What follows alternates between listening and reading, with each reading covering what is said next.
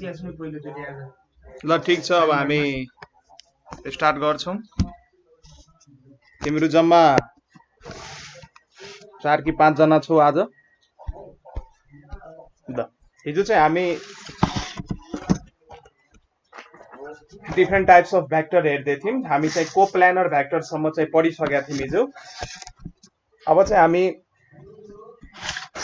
भेक्टरमा अरु कुराहरु हेर्छौं, जस्तै नल भेक्टर र जीरो भेक्टर भनेको के हो। Vector having zero magnitude is called null vector. Vector having zero magnitude is called null vector.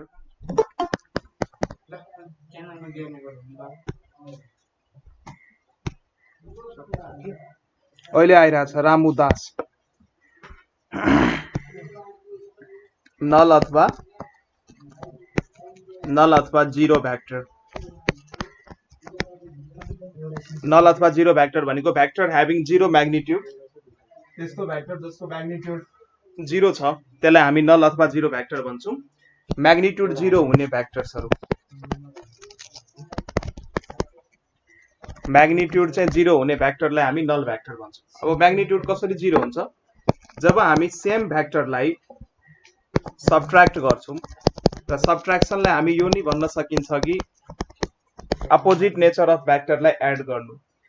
A vector A minus vector B भनेको vector A minus vector A भनेको vector A plus of, यसरी लेख्न सकिन्छ, plus minus फेरि minus नै हुन्छ। यसमा चाहिँ हामी के गरेको त अपोजिट भेक्टर निकालेर जोड्या हो, त्यति हो। यस्तो गर्यो भने यसको रिजल्टेन्ट जीरो आउँछ र मैग्निट्यूड पनि जीरो हुन्छ। यो चाहिँ जीरो भेक्टर भयो। अब युनिट भेक्टर, यो भेक्टरमा कमान्ड राम्रो हुनु पर्यो। आज हामी क्वेशन्सहरु नि गर्छौं यो च्याप्टरको।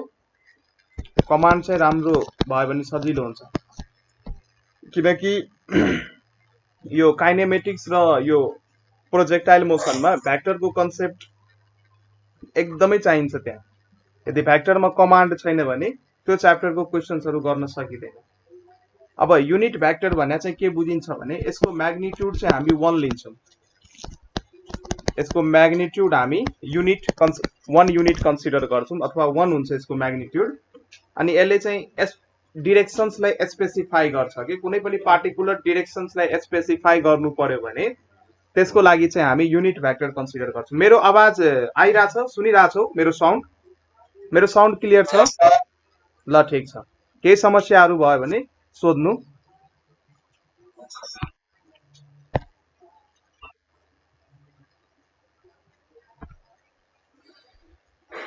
अनि यो चाहिँ युनिट भेक्टर के को लागि स्पेसिफाई गरिन्छ? यो डिरेक्सन्सहरु, पार्टिकुलर डिरेक्सन्सहरु स्पेसिफाई गर्नु पर्यो भने हामी चाहिँ युनिट भेक्टर युज गर्छौं। It is used to specify direction. It is used to specify direction. Direction specify गर्न युज गरिन्छ।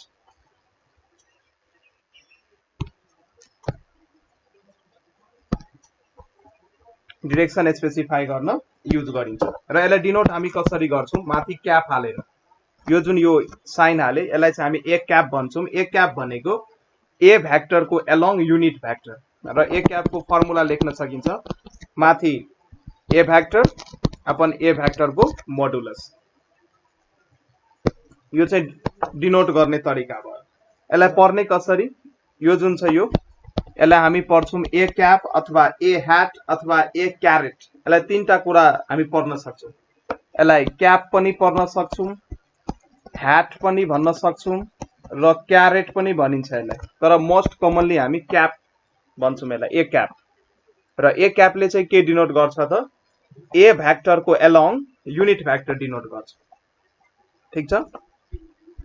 सो त्यही अनुसार यदि बी भेक्टर लेख्नु पर्यो भने माथि चाहिँ यदि बी भेक्टर को एलोङ युनिट भेक्टर निकाल्नु पर्यो भने दैट इज बी क्याप निकाल्नु पर्यो भने यसको फर्मुला हुन्छ B vector upon B vector को मोडुलस, अथवा यही बी भेक्टर लेख र बी भेक्टर को मोडुलस नै सिम्पली बी लेख्न सक्छ।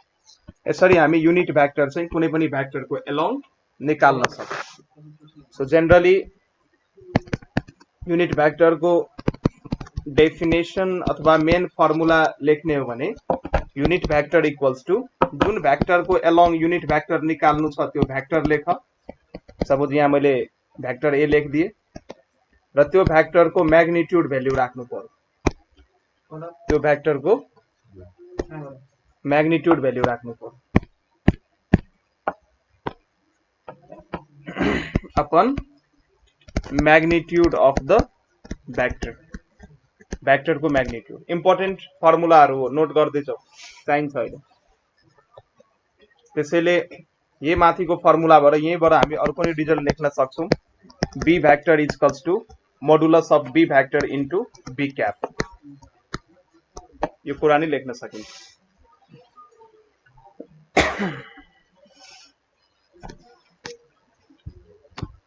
अब यसपछि हामी हेर्छौं बेस भेक्टर।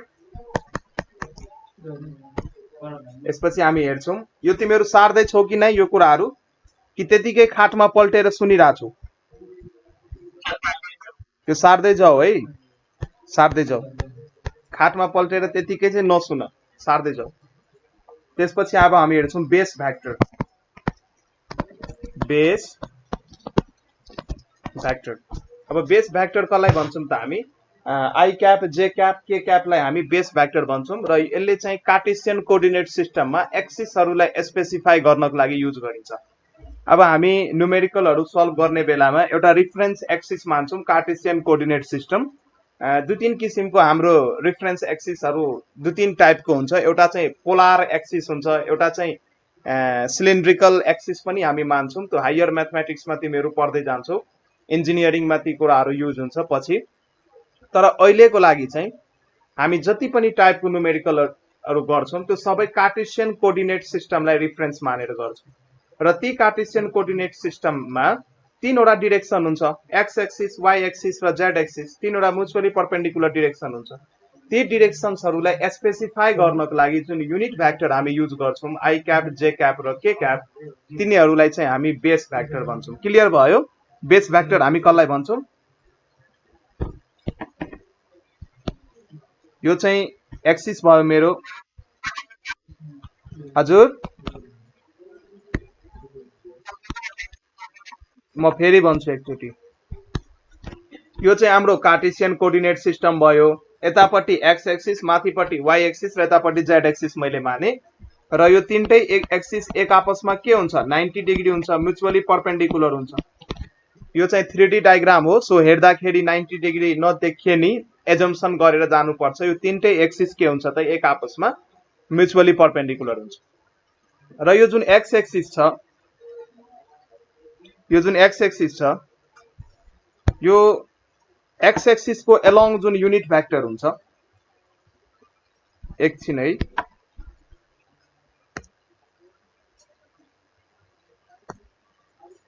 एक्स एक्सिस को एलोङ जुन युनिट भेक्टर हुन्छ यसलाई हामी भन्छौं आई क्याप। एक्स एक्सिस को एलोङ जुन युनिट भेक्टर हुन्छ यसलाई हामी भन्छौं आई क्याप। वाई एक्सिस को एलोङ जुन युनिट भेक्टर हुन्छ यसलाई हामी भन्छौं जे क्याप। र के एक्सिस को एलोङ जुन युनिट भेक्टर हुन्छ यसलाई हामी भन्छौं K cap. So I cap, J cap र के क्याप जुन भयो यहाँ, यो चाहिँ के भयो त? Unit vector along X axis, Y axis and Z axis respectively. र यो चाहिँ हाम्रो कार्टेशियन कोअर्डिनेट सिस्टम हो। कार्टेशियन कोअर्डिनेट सिस्टममा हामीले चाहिँ X axis, Y axis, Z axis माने हुन्छौं। र यी तीनटै एक्सिस को एलोङ जुन भेक्टरहरु हुन्छ, युनिट भेक्टरहरु, त्यसलाई चाहिँ हामी बेस भेक्टर भन्छौं। So I cap, J cap र के क्याप, यी तीनटैलाई हामी के भन्छौं त? बेस भेक्टर भन्छौं। र यो भन्दा बढी यसमा थाहा पाइराख बेस भेक्टर भन्छ, तर यो भन्दा बढी चाहिदैन। ठीक छ? अब चाहिँ नेक्स्ट टाइप अफ भेक्टर हुन्छ पोलार भेक्टर। अब नेक्स्ट टाइप अफ भेक्टर हुन्छ पोलार भेक्टर। Polar vector.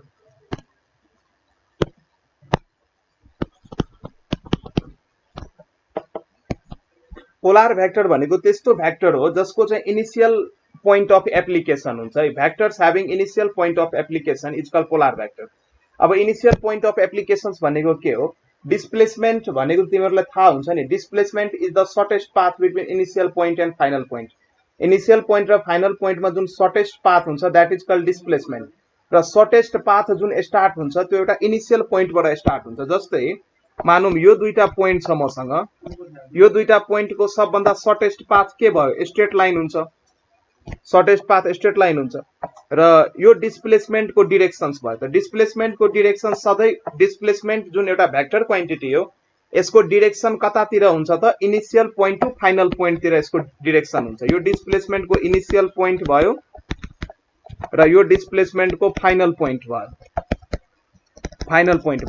र यो जुन हाम्रो एउटा डिस्प्लेसमेन्ट भेक्टर छ यो जुन हाम्रो एउटा डिस्प्लेसमेन्ट भेक्टर छ यसको चाहिँ एउटा इनिशियल पोइन्ट अफ एप्लिकेसन छ यहाँबाट चाहिँ यो स्टार्ट भयो सो त्यस्तो भेक्टरहरु जसको इनिशियल पोइन्ट अफ एप्लिकेसन हुन्छ अथवा जहाँबाट हामी भन्छौं त्यो स्टार्ट भयो त्यस्तालाई हामी पोलार भेक्टर भन्छौं जस्तै यो कुनै एउटा बडी छ यसमा मैले यसरी एउटा फोर्स लगाए यो पोइन्टमा मैले फोर्स लगाए मानौं हरिजन्टल सँग केही एंगल थीटा बनाएर मैले फोर्स लगाए सो यो पोइन्टमा जुन मैले फोर्स लगाए त्यसैले यो फोर्सको इनिशियल पोइन्ट अफ एप्लिकेसन यो भयो कहाँ तिमीले फोर्स लगायो initial point of application so त्यस्ता भेक्टरहरु जसको इनिशियल पोइन्ट अफ एप्लिकेसन हुन्छ कुनै एउटा पोइन्टमा जसलाई हामी एप्लाई गर्न सक्छौं जस्तै डिस्प्लेसमेन्ट भेक्टर फोर्स भेक्टर यिनीहरुलाई चाहिँ हामी पोलार भेक्टर भन्छौं सो यसको डेफिनेसन लेखिदिन्छु म लेख vector which have initial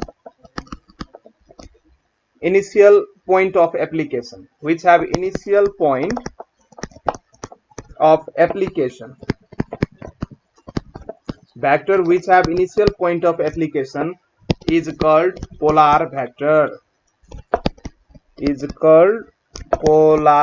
vector पहिला हामी यो च्याप्टर को थ्योरेटिकल कुराहरु कम्प्लिट गर्छौं अनि त्यसपछि हामी न्यूमेरिकल तिर जान्छौं ठीक छ र यसको एक्जाम्पल यदि हेर्ने हो भने याद राख्नु डिस्प्लेसमेन्ट फोर्स यी दुईटा चाहिँ याद राख्नु यसमा चाहिँ अब त्यसपछि नेक्स्ट खालको भेक्टर अब हामी पढ्छौं अर्को खालको भेक्टर हुन्छ एक्सियल भेक्टर यो चाहिँ रोटेशनल डायनामिक्समा एकदमै युज हुन्छ यो एक्सियल भेक्टर अब एक्सियल भेक्टरको मिनिङ चाहिँ के हुन्छ भने यो त्यस्तो खालको भेक्टर क्वान्टिटी हो जसको चाहिँ डिरेक्सन्स चाहिँ along the axis of rotation act भइरा हुन्छ के यसको डिरेक्सन्स चाहिँ अलोंग एक्सिस अफ रोटेशन मानौं कुनै पनि बडी यसरी घुमिराछ यो यसको एक्सिस अफ रोटेशन भयो सो कुनै पनि भेक्टर यो चाहिँ यसको एक्सिस अफ रोटेशन भयो यो चाहिँ यदि कुनै बडी कुनै पनि एक्सिस को अराउन्ड यदि रिभल्भ गरिराछ मानौं यो एन्टी क्लकवाइज यदि मुभ भइराछ भने त यो जुन एक्सिस को अराउन्ड यो रिभल्भ हुन्छ त्यसलाई हामी एक्सिस अफ रोटेशन भन्छौं यो चाहिँ हाम्रो के भयो एक्सिस अफ रोटेशन यसको अलोंग यो के भइराछ त रोटेट भइराछ सो एक्सियल भेक्टरहरुको जुन डिरेक्सन हुन्छ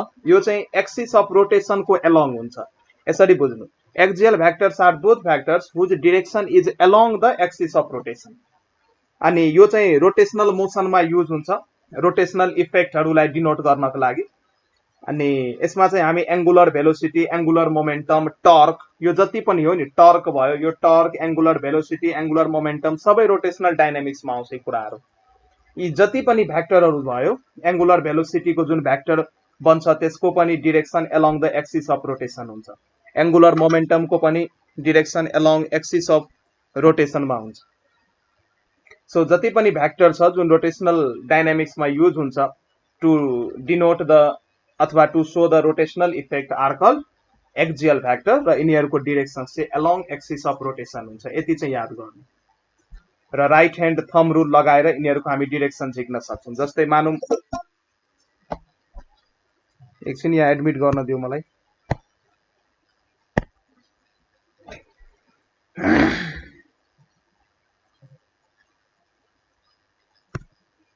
त्यसैले यहाँ एक दुई लाइन लेख यो चाहिँ कहाँ युज हुन्छ त एक्सियल भेक्टर चाहिँ युज कहाँ हुन्छ त रोटेशनल मोसनमा युज हुन्छ रोटेशनल इफेक्टहरुलाई डिफाइन गर्नको लागि So used in rotational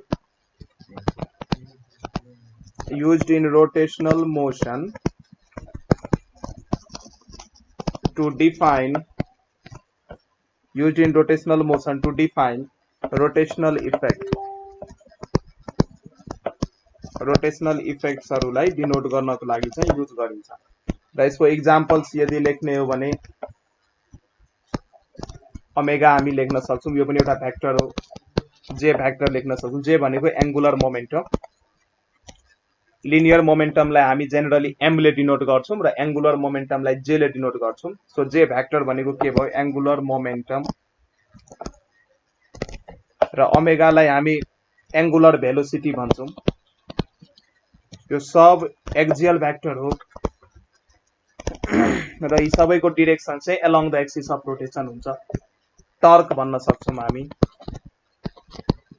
टर्कलाई हामी टाउ ले रिप्रेजेन्ट गर्छौं सो यो torque angular velocity angular momentum यी जति पनि छ यो सबै एक्सियल भेक्टर हो सो भेक्टर को टाइप हामीले कभर गर्यौं र अब चाहिँ यी सबै टाइपहरु यसो पढ्नु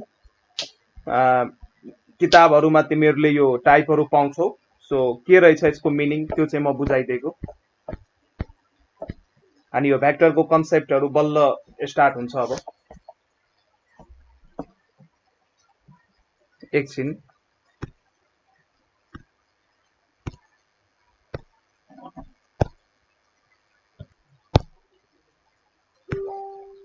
अब चाहिँ हामी एडिसन अफ भेक्टर हेर्छौं भेक्टरलाई हामी एड कसरी गर्ने त सो यहाँबाट पुल्चोकमा क्वेशन्सहरु सोध्या छ है अहिले जब म क्वेशन्सहरु प्र्याक्टिस गराउँछु अनि त्यसपछि तिमी थाहा पाउँछौ यो युनिट एन्ड डाइमेन्सन र यो भेक्टरबाट चाहिँ क्वेशन सोधिरा हुन्छ यहाँबाट सधैं प्रत्येक वर्ष क्वेशन सोध्छ तिमीहरु क्वेशन बैंक छैन भने म पठाइदिन्छु म माथि विश्वास गर यो भेक्टरबाट चाहिँ क्वेशन एकदमै सोध्या छ तर त्यो क्वेशन गर्नु भन्दा अगाडि पहिला चाहिँ कुराहरु बुझेको हुनु पर्यो सिधै क्वेशन्स गर्यो भने यही छ अहिले मैले नै पढाएको जति पनि पोर्सन छ यहाँ पनि 3-4 वटा क्वेशन सोधिसके मैले हेरिसके ल ठीक छ हामी यो एडिसन अफ टु भेक्टर हेरौं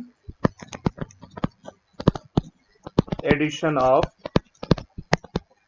टु भेक्टर्स दुईटा भेक्टर्सलाई कसरी एड गर्ने सो यसको दुईटा मेथड छ एउटा चाहिँ ग्राफिकल मेथड छ ग्राफिकल मेथडबाट पनि हामी भेक्टरहरुलाई एड गर्न सक्छौं ग्राफिकल मेथड र अर्को मेथड चाहिँ हामीसँग एनालाइटिकल मेथड हुन्छ अर्को मेथड चाहिँ हामीसँग कुन मेथड हुन्छ त एनालाइटिकल मेथड एउटा चाहिँ ग्राफिकल मेथडबाट नि हामी भेक्टरहरुलाई एड गर्न सक्छौं दुईटा भेक्टरलाई र अर्को चाहिँ हामीसँग के हुन्छ त एनालाइटिकल मेथड हुन्छ मेरो आवाज सुनिरा छौ नि सबैजना ल अब ग्राफिकल मेथडमा चाहिँ यो चाहिँ ग्राफिकल मेथडमा चाहिँ हामी के गर्छौं भने यो जस्तै यस्तो खालको सो तिमीहरुलाई थाहा छ triangle of vector Edison suppose यो एउटा यस्तो भेक्टर भयो यो अर्को एउटा भेक्टर भयो र यसको रिजल्टेन्ट त यो भयो मानौं यो मेरो भेक्टर ए यो चाहिँ भेक्टर बी यो चाहिँ मेरो resultant vector R so resultant vector R भनेको vector A plus vector B हामी लेख्न सक्छौं ट्रायंगल ल हो अहिले मैले ट्रायंगल ल बताएको छैन म बताउँछु तर यहाँ चाहिँ यो ग्राफिकल मेथडमा चाहिँ हामी के गर्छौं भने अब जस्तै यो जुन मैले भेक्टर ए लेखे यसको त केही न केही लेन्थ त होला नि केही लेन्थ त होला त्यो लेन्थलाई हामी नाप्न सक्छौं यसको केही न केही लेन्थ होला यहाँ यो लेन्थलाई हामी नाप्न सक्छौं केही न युनिटको यसको लेन्थ होला त्यही अनुसार यसको पनि लेन्थ होला यो लेन्थ चाहिँ हामी के गर्छौं यो यसरी हामी भेक्टर यो 2D रिप्रेजेन्टेसन हो यो एउटा प्लेनमा यो कोर्न सक्छौं र यो जुन रिजल्टेन्ट भेक्टर आर बन्यो यो जुन पहिला चाहिँ भेक्टर ए यसरी लेख त्यसपछि भेक्टर बी लेख अर्डर मिलाएर र भेक्टर ए को टेल र भेक्टर बी को हेडलाई जब तिमी जोइन गर्छौ भेक्टर ए को टेल चाहिँ यो भयो भेक्टर बी को चाहिँ हेड यो भयो अब भेक्टर ए को टेल र भेक्टर बी को हेडलाई जब तिमी यो यसरी जोइन गर्छौ त तिम्रो एउटा रिजल्टेन्ट भेक्टर बन्छ र यो रिजल्टेन्ट भेक्टर को लेन्थ तिमीले स्केलले नाप्न सक्छौ सुटेबल लेन्थ जुन स्केलमा ए र बी को लेन्थ नाप्या थियो त्यही स्केलमा चाहिँ यो रिजल्टेन्ट भ्याक्टर r को लेन्थ तिमी नाप्न सक्छौ र जति लेन्थ आउँछ रिजल्टेन्ट भ्याक्टरको त्यही नै के हुन्छ त रिजल्टेन्ट भ्याक्टरको म्याग्निट्युड हुन्छ र यो चाहिँ एउटा ग्राफिकल एप्रोच हो ग्राफको मेथडबाट चाहिँ हामी गर्न सक्छौं तर एक्जाममा हामी ग्राफिकल मेथड युज गर्दैनौं एनालाइटिकल मेथड हामी युज गर्छौं फर्मुलाहरू लगाएर रिजल्टेन्ट भ्याक्टरको म्याग्निट्युड निकाल्न हामी सिक्छौं सो भ्याक्टरलाई एडिसन गर्नको लागि हामीसँग तीनवटा मेथड छ तिमीहरूले पढिसकेका छौ त्यो मेथड तीनवटा मेथडले हामी भ्याक्टरहरूको के गर्न सक्छौं त रिजल्टेन्ट निकाल्न सक्छौं तीनवटा मेथडले सो फर्स्ट मेथड छ हाम्रो ट्रायंगल ल अफ भ्याक्टर एडिसन ट्रायंगल म अर्को डट पेन लिन्छु triangle law of first method हाम्रो रहेको छ ट्रायंगल ल अफ भ्याक्टर एडिसन ट्रायंगल ल अफ भ्याक्टर एडिसन एउटा हामी ट्रायंगल ल युज गरेर भ्याक्टर एडिसन गर्छौं दुईटा भ्याक्टरलाई जोड्नु पर्यो भने त्यसपछि अर्को नियम छ हामीसँग पोलिगोनल ल र थर्डमा छ प्यारालेलोग्राम law polygonal law of vector addition polygonal law of vector addition यसमा चाहिँ हामी एउटा क्लोज्ड पोलिगन मान्छौं र त्यो क्लोज्ड पोलिगनको जति पनि साइड हुन्छ त्यसलाई हामी सेम अर्डरमा लिन्छौं र त्यही क्लोज्ड पोलिगनको जुन क्लोजिङ साइड हुन्छ त्यसले चाहिँ रिजल्टेन्ट रिप्रेजेन्ट गर्छ पढाउँछु सबै कुराहरु र थर्डमा हामी हेर्छौं प्यारालेलोग्राम ल थर्डमा हामी हेर्छौं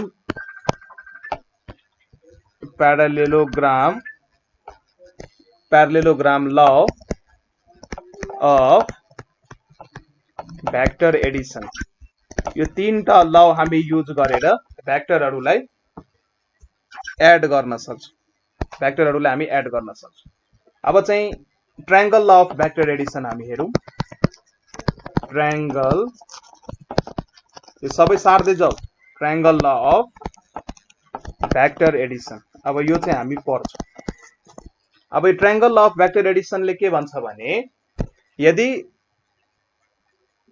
दुईटा भ्याक्टर कुनै पनि ट्रायंगलको दुईटा साइडलाई रिप्रेजेन्ट गर्छ भने ध्यान दिएर सुन कुनै पनि दुईटा भ्याक्टरलाई यदि हामी कुनै एउटा ट्रायंगलको दुईटा साइड रिप्रेजेन्ट हुने गरी यदि ड्र गर्न सक्छौ भने त्यही ट्रायंगलको जुन अन्तिम साइड हुन्छ किनकि ट्रायंगलमा त तीनवटा साइड हुन्छ दुईटा भ्याक्टरले यदि दुईटा साइडलाई रिप्रेजेन्ट गर्दैछ taken in the same order अब सेम अर्डर को कहानी के हो त्यो नि भन्छु taken in the same order त्यही ट्रायंगलको जुन थर्ड साइड हुन्छ त्यसले चाहिँ रिजल्टेन्ट दिन्छ taken in the opposite order जस्तै मानु मसँग यो दुईटा भ्याक्टर थियो यसरी एउटा प्लेनमा दुईटा भ्याक्टर दिएको थियो र मलाई भन्यो ल यसको रिजल्टेन्ट निकाल त म यसलाई के गर्छु यो दुईटा भ्याक्टरलाई एरेन्ज गरेर एउटा ट्रायंगलको दुईटा साइड बनाउँछु तर भ्याक्टरहरूलाई कसरी एरेन्ज गर्ने त यसको लागि चाहिँ भ्याक्टरहरूलाई एरेन्ज गर्नको लागि हामी भ्याक्टरलाई प्यारलली शिफ्ट गर्न सक्छौं म्याग्निट्युड सेम राखेर प्यारलली यदि शिफ्ट गर्यो भने त्यसको डाइरेक्सनमा पनि कुनै फरक पर्दैन त्यसैले यदि भ्याक्टरलाई शिफ्ट गर्नु पर्यो भने प्यारलली चाहिँ शिफ्ट गर्न सक्छौ यो चाहिँ दिमागमा राख्नु अब मानौं यो चाहिँ मेरो भ्याक्टर ए यो चाहिँ मेरो भ्याक्टर बी अब यसलाई शिफ्ट गरेर ट्रायंगल बनाउन खोज्नुस् त मैले भ्याक्टर ए यहाँ लेखे र भ्याक्टर बी लाई प्यारलली शिफ्ट गरेर यहाँ लेख्न पाइन्छ भ्याक्टर बी लाई मैले प्यारलली शिफ्ट गरे यो दुईटै लाइन प्यारलल छ यो र यो हेर प्यारलल छ सो प्यारलली शिफ्ट गरे अब यो दुईटै सेम अर्डरमा छ भ्याक्टर ए पनि यसरी गयो र भ्याक्टर बी पनि सेम अर्डरमा माथि गयो त दुईटै सेम अर्डरमा छ सो यो दुईटा भ्याक्टरको यदि रिजल्टेन्ट लेख्नु पर्यो भने यो दुईटा भ्याक्टरको यदि रिजल्टेन्ट लेख्नु पर्यो भने अब के गर्नु पर्यो यसको लागि यो क्लोज गरिदिनु पर्यो ट्रायंगल बनाइदिनु पर्यो तर अर्डर चाहिँ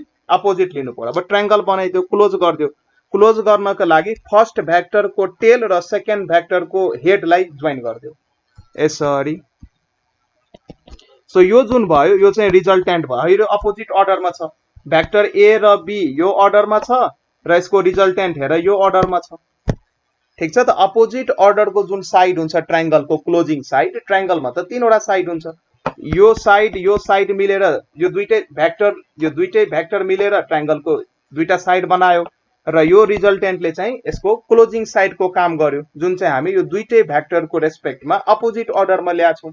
यही हो ट्रायंगल ल। सिम्पल ट्रायंगल बनाउने दुईटा साइडलाई चाहिँ सेम अर्डरमा लिने र तेस्रो साइडलाई चाहिँ अपोजिट अर्डरमा लियो भने तेस्रो साइड चाहिँ रिजल्टेन्ट शो गर्छ। सो यहाँबाट हामी लेख्न सक्छौँ resultant vector R equals to vector A plus vector B. यो चाहिँ के हो त? Triangle of vector addition. अब डिफरेन्ट डायग्राम्सहरु बनाउन सकिन्छ। यस्तो खालको डायग्राम दियो तपाईले, ल यो चाहिँ भ्याक्टर ए दियो, यो चाहिँ भ्याक्टर बी दियो, यसरी चाहिँ भ्याक्टर सी दियो, यो चाहिँ भ्याक्टर सी, यो चाहिँ भ्याक्टर ए, यो चाहिँ भ्याक्टर बी। अब भन को कसको रिजल्टेन्ट हो? हेर भ्याक्टर ए यो अर्डरमा गएको छ, त्यसपछि भ्याक्टर बी यसरी, यसको मतलब भ्याक्टर ए र बी के छ? सेम अर्डरमा छ, तर भ्याक्टर सी हेर डिफरेन्ट अर्डरमा छ, साइन अपोजिट भइदियो। सो यहाँ हामी लेख्न सक्छौं सी भ्याक्टर चाहिँ रिजल्टेन्ट रहेछ कसको त? Vector A plus vector B को। यस्तै यस्तै ट्रायंगल बनाएर हामी यो लौ एप्लाई गर्न सक्छौं र यसमा अरु त्यस्तो केही दिमागमा राख्नु पर्दैन। ट्रायंगल अफ भ्याक्टर एडिसनमा ट्रायंगलको दुईटा साइडले यदि दुईटा भ्याक्टरलाई रिप्रेजेन्ट गर्छ इन द सेम अर्डर, त्यसो भए त्यही ट्रायंगलको third side in the opposite अर्डरले के रिप्रेजेन्ट गर्छ त? रिजल्टेन्ट भ्याक्टरलाई रिप्रेजेन्ट गर्छ। ठीक छ। अब चाहिँ यसको म्याग्निट्युड कसरी निकाल्ने? यो जुन रिजल्टेन्ट भ्याक्टर हाम्रो भने यसको म्याग्निट्युड हामी अब निकाल्नतिर जान्छौं। बुझिरहेछौ? यो लेख्दै छौ? खोइ कसैको कुनै रिस्पोन्स आइरहेको छैन। लेख्दै जाऊ है, यो लेख्न अप्ठ्यारो भएको छैन नि? यो लेख्दै जाऊ, त्यतिकै यो खाटमा पल्टेर चाहिँ नबस्नु होला। कोर्स अगाडि बढ्दैछ है। ल अब यसको हामी यसमा फर्मुलेसन गर्छौं, फर्मुलाको कामहरु गर्छौं। यो फर्मुलेसन कसरी गर्ने? अब हेर मैले माने यो चाहिँ मेरो भ्याक्टर ए भयो, यो चाहिँ मेरो भ्याक्टर बी भयो, यसको रिजल्टेन्ट त यो भयो अपोजिट अर्डरमा। यो चाहिँ भ्याक्टर ए, यतापट्टि चाहिँ भ्याक्टर बी, अनि यो चाहिँ यसको रिजल्टेन्ट भ्याक्टर आर र यो भनेको vector A plus vector B भयो। ठीक छ। अब केही कन्स्ट्रक्सन्स गरौँ, यसमा केही कन्स्ट्रक्सन गरौँ। मानौं भ्याक्टर ए र भ्याक्टर बी को बीचमा एंगल चाहिँ कति छ भने, मानौं यो चाहिँ हाम्रो भ्याक्टर ए र भ्याक्टर बी को बीचको एंगल भयो। अब एंगल चाहिँ कसरी लिने त? अब एउटा साइड नोटमा पहिला यो थाहा पाइराख। जहिले पनि एंगल लिने बेला चाहिँ एउटा कुरा नोट चाहिँ के राख्नु पर्यो दिमागमा चाहिँ, एंगल चाहिँ कि त टेल को बीचमा हुन्छ कि त हेड र हेड को बीचमा हुन्छ। दुईटा भ्याक्टर को बीचको एंगल कि त टेल को बीचमा लिनु पर्यो कि त हेड को बीचमा लिनु पर्यो। कहिले पनि टेल र हेड को बीचमा एंगल नलिनु।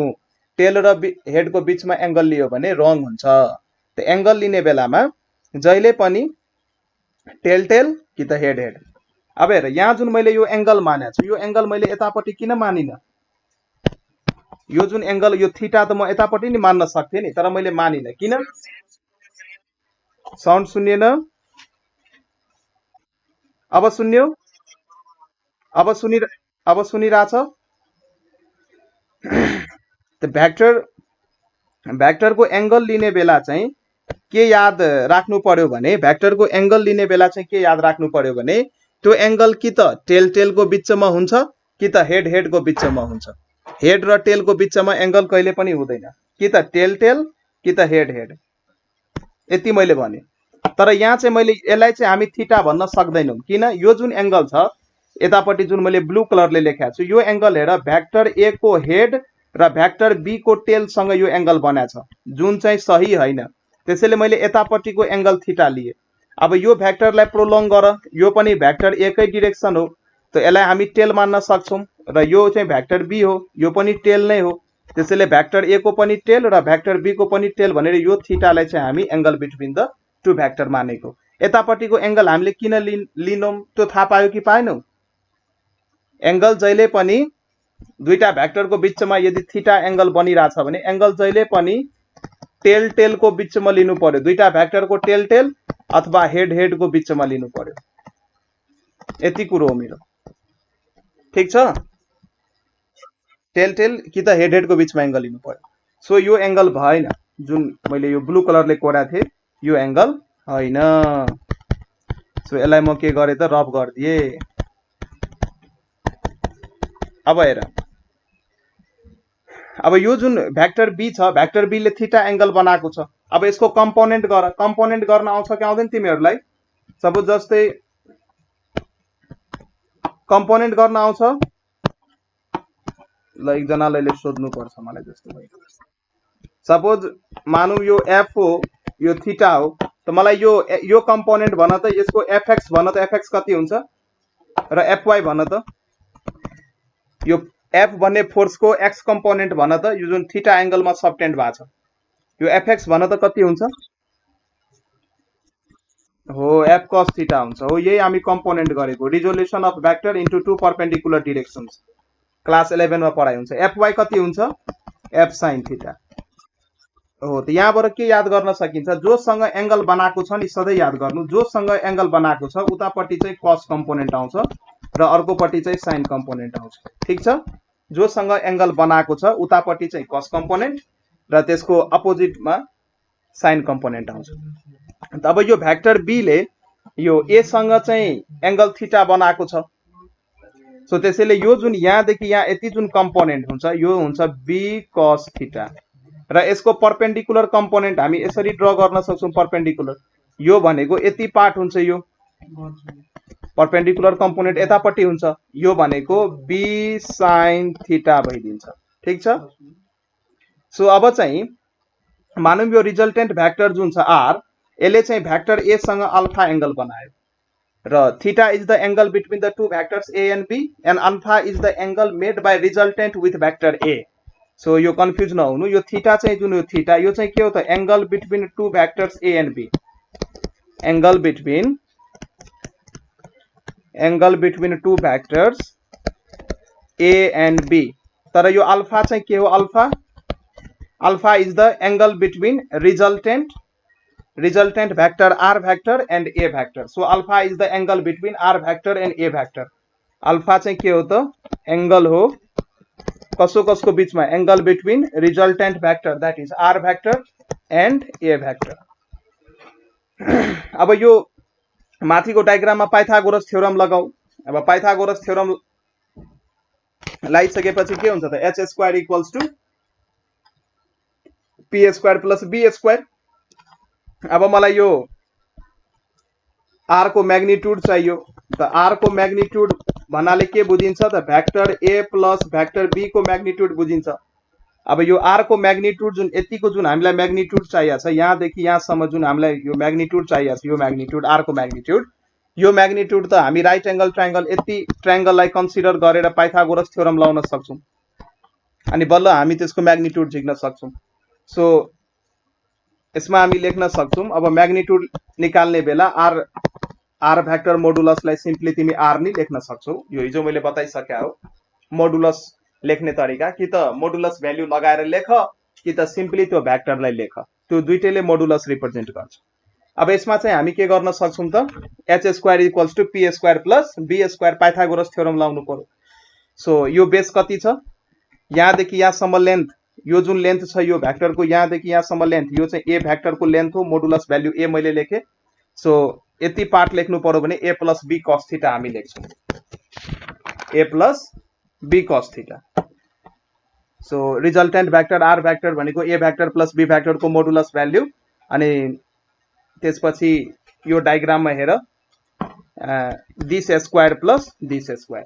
So A plus B cos theta को स्क्वायर प्लस यतापट्टि चाहिँ के छ त? बी साइन थीटा छ। त बी साइन थीटा को स्क्वायर नि हामी गर्यौं। अब यसलाई सल्भ गरेर जुन फर्मुला भन्छ त्यही हो हाम्रो मेन फर्मुला, रिजल्टेन्ट निकाल्ने फर्मुला। अब A plus B cos theta को स्क्वायर गर्यो भने के हुन्छ? A square plus 2ab cos theta plus B square cos square theta plus यतापट्टि चाहिँ B square sine square theta भयो। ठीक छ। अब यहाँ बी स्क्वायर कमन लिएर यति पार्टलाई चाहिँ sine square theta plus cos square theta भनेको 1, त्यो नि हामी लेख्न सक्छौं। So under root A square plus 2ab cos theta plus B square मैले कमन लिए यो भयो cos square theta plus sin square theta र cos square theta plus sin square theta भनेको 1 हुन्छ यो आइडेन्टिटी हो a square plus 2ab cos theta plus b square र यही चाहिँ के हो त रिजल्टेन्ट निकाल्ने फर्मुला जुन फर्मुला तिमीहरूलाई थाहा छ डेरिभेसन सोध्छ 11 मा सो यही फर्मुला तिमीहरू डायग्राम बनाउँदै ट्रिगोनोमेट्री लगाउँदै यो झिक्छौ तिमीहरू सो लर्न दिस फर्मुला यो फर्मुलाले के भन्छ भने यदि कुनै पनि दुई भेक्टर भेक्टर ए र भेक्टर बी भेक्टर ए र भेक्टर बी र यदि उनीहरूको बीचमा एंगल थीटा छ भने त्यो दुईटै भेक्टरबाट जुन रिजल्टेन्ट भेक्टर बन्छ त्यो रिजल्टेन्ट भेक्टरको यो म्याग्निट्युड निकाल्ने फर्मुला रिजल्टेन्ट भेक्टरको यो के निकाल्ने फर्मुला हो म्याग्निट्युड निकाल्ने फर्मुला हो यति चाहिँ थाहा हुनु पर्यो ठीक छ अब यो अल्फा लेख्ने यो अब एंगल कति बनायो त सपोज मानौं यो 10 अल्फा छ यहाँ अब 10 अल्फा लेख्ने बेला चाहिँ एउटा सानो कन्सेप्ट चाहिँ के राख्न सक्छौ भने म यतै लेखेर बुझाउँछु जस्तै अब अल्फा लेख्ने बेला चाहिँ यो चाहिँ हाम्रो भेक्टर ए भयो फेरि डायग्राम बनाउँछु यो चाहिँ हाम्रो भेक्टर बी भयो यो चाहिँ मेरो यसरी रिजल्टेन्ट भयो र यसरी चाहिँ हाम्रो डायग्राम यो भन्दा अगाडि हामीले बनाएको यो चाहिँ हाम्रो भेक्टर ए भयो यसरी यो पोइन्टबाट स्टार्ट भएको छ र यति पार्ट भनेको हाम्रो के थियो त b cos थीटा थियो र यति पार्ट हाम्रो के थियो b sin थीटा थियो र यो चाहिँ हाम्रो रिजल्टेन्ट भेक्टर यो चाहिँ a vector plus b vector थियो र यो चाहिँ हाम्रो b भेक्टर हो र यतापट्टि चाहिँ एंगल अल्फा भनेको छ सो यदि तिमीलाई यो रिजल्टेन्टले कति एंगल बनायो त्यो लेख्नु पर्यो भने 10 अल्फा लेख्नुस् र 10 भनेको sin theta by cos theta हुन्छ त यतापट्टि पहिला sin theta by cos theta लेख्नुस् अब यहाँ हेर्नुस् यो रिजल्टेन्ट जुन छ यो अल्फा एंगल कसले बनाएको हो त रिजल्टेन्ट भेक्टरले ए भेक्टरसँग बनाएको एंगल चाहिँ के हो त अल्फा सो अब यसको अगाडि लेख्दाखेरि ए चाहिँ नलेख्नुस् अर्को भेक्टरको म्याग्निट्युड लेख्नुस् बी लेख्नुस् फेरि तल प्लस गरेर ए लेख्नुस् यो चाहिँ मैले तिमीलाई ट्रिक बताए कसरी यो घोक्न सक्छौ सो यसलाई तिमीलाई आफ्नो अकर्डिङ तिमीहरूले त्यो अनुसार जसरी सबैको घोक्ने यो तरिकाहरू फरक हुन्छ एउटा मैले चाहिँ यसरी घोकेका थिए यो सधैं कन्फ्युजन हुन्थ्यो माथि साइन लिने कि तल कस लिने कसलाई प्लस गर्ने त्यो एउटा मैले ट्रिकै बनाए यसको लागि सो जहिले याद राख्नु एंगल अल्फा ए सँग छ 10 अल्फा लेख्न बित्तिकै यतापट्टि sin theta by cos theta लेख्नु 10 भनेकै sin बाइ cos हुन्छ त्यहाँबाट याद गर्न सकिन्छ र अल्फा एंगल चाहिँ रिजल्टेन्टले ए सँग बनाएको छ भने यतापट्टि ए नलेखेर बी लेख्नुस् र तल प्लस गरेर ए लेख्नुस् यसरी चाहिँ याद गर्न सक्नुहुन्छ कसैलाई कुनै कन्फ्युजन छ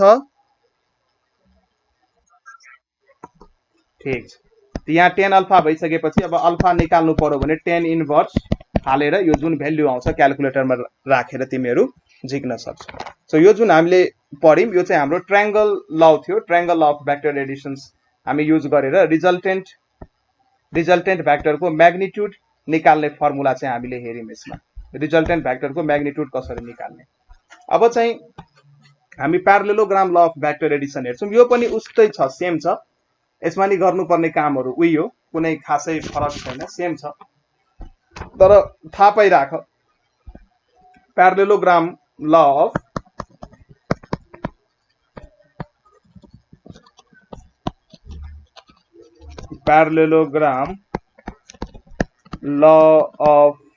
भेक्टर एडिशन अब प्यारालेलोग्राम लॉ अफ भेक्टर एडिशन ले के भन्छ भने तिमीलाई दुईटा भेक्टर दिएको हुन्छ त्यो दुईटै भेक्टर एउटा प्लेनमा कन्टेन्ट भएको हुन्छ दुईटै भेक्टर मतलब कोप्लानर भेक्टर दिन्छ तिमीलाई कोप्लानर भेक्टर भनेको एउटै प्लेनमा कन्टेन्ट भएको भेक्टर अब त्यो दुईटा भेक्टरको रिजल्टेन्ट भेक्टर निकाल्नु पर्यो प्यारालेलोग्राम लॉ अनुसार त के गर्नु पर्यो त्यो दुईटै भेक्टरलाई यसरी अरेन्ज गर्ने कि त्यो दुईटै भेक्टरले एउटा प्यारालेलोग्रामको एडजासेन्ट साइड शो गरोस् र त्यो दुईटै भेक्टरले शो गरेको एडजासेन्ट साइडबाट जुन एउटा डायगोनल पास हुन्छ प्यारालेलोग्राममा त दुईटा डायगोनल पास हुन्छ सो जुन डायगोनल यो दुईटै साइडको टेलबाट पास हुन्छ त्यसले चाहिँ रिजल्टेन्ट भेक्टरलाई रिप्रेजेन्ट गर्छ। यसको डायग्राम बनाऊ अनि बुझ्छौ।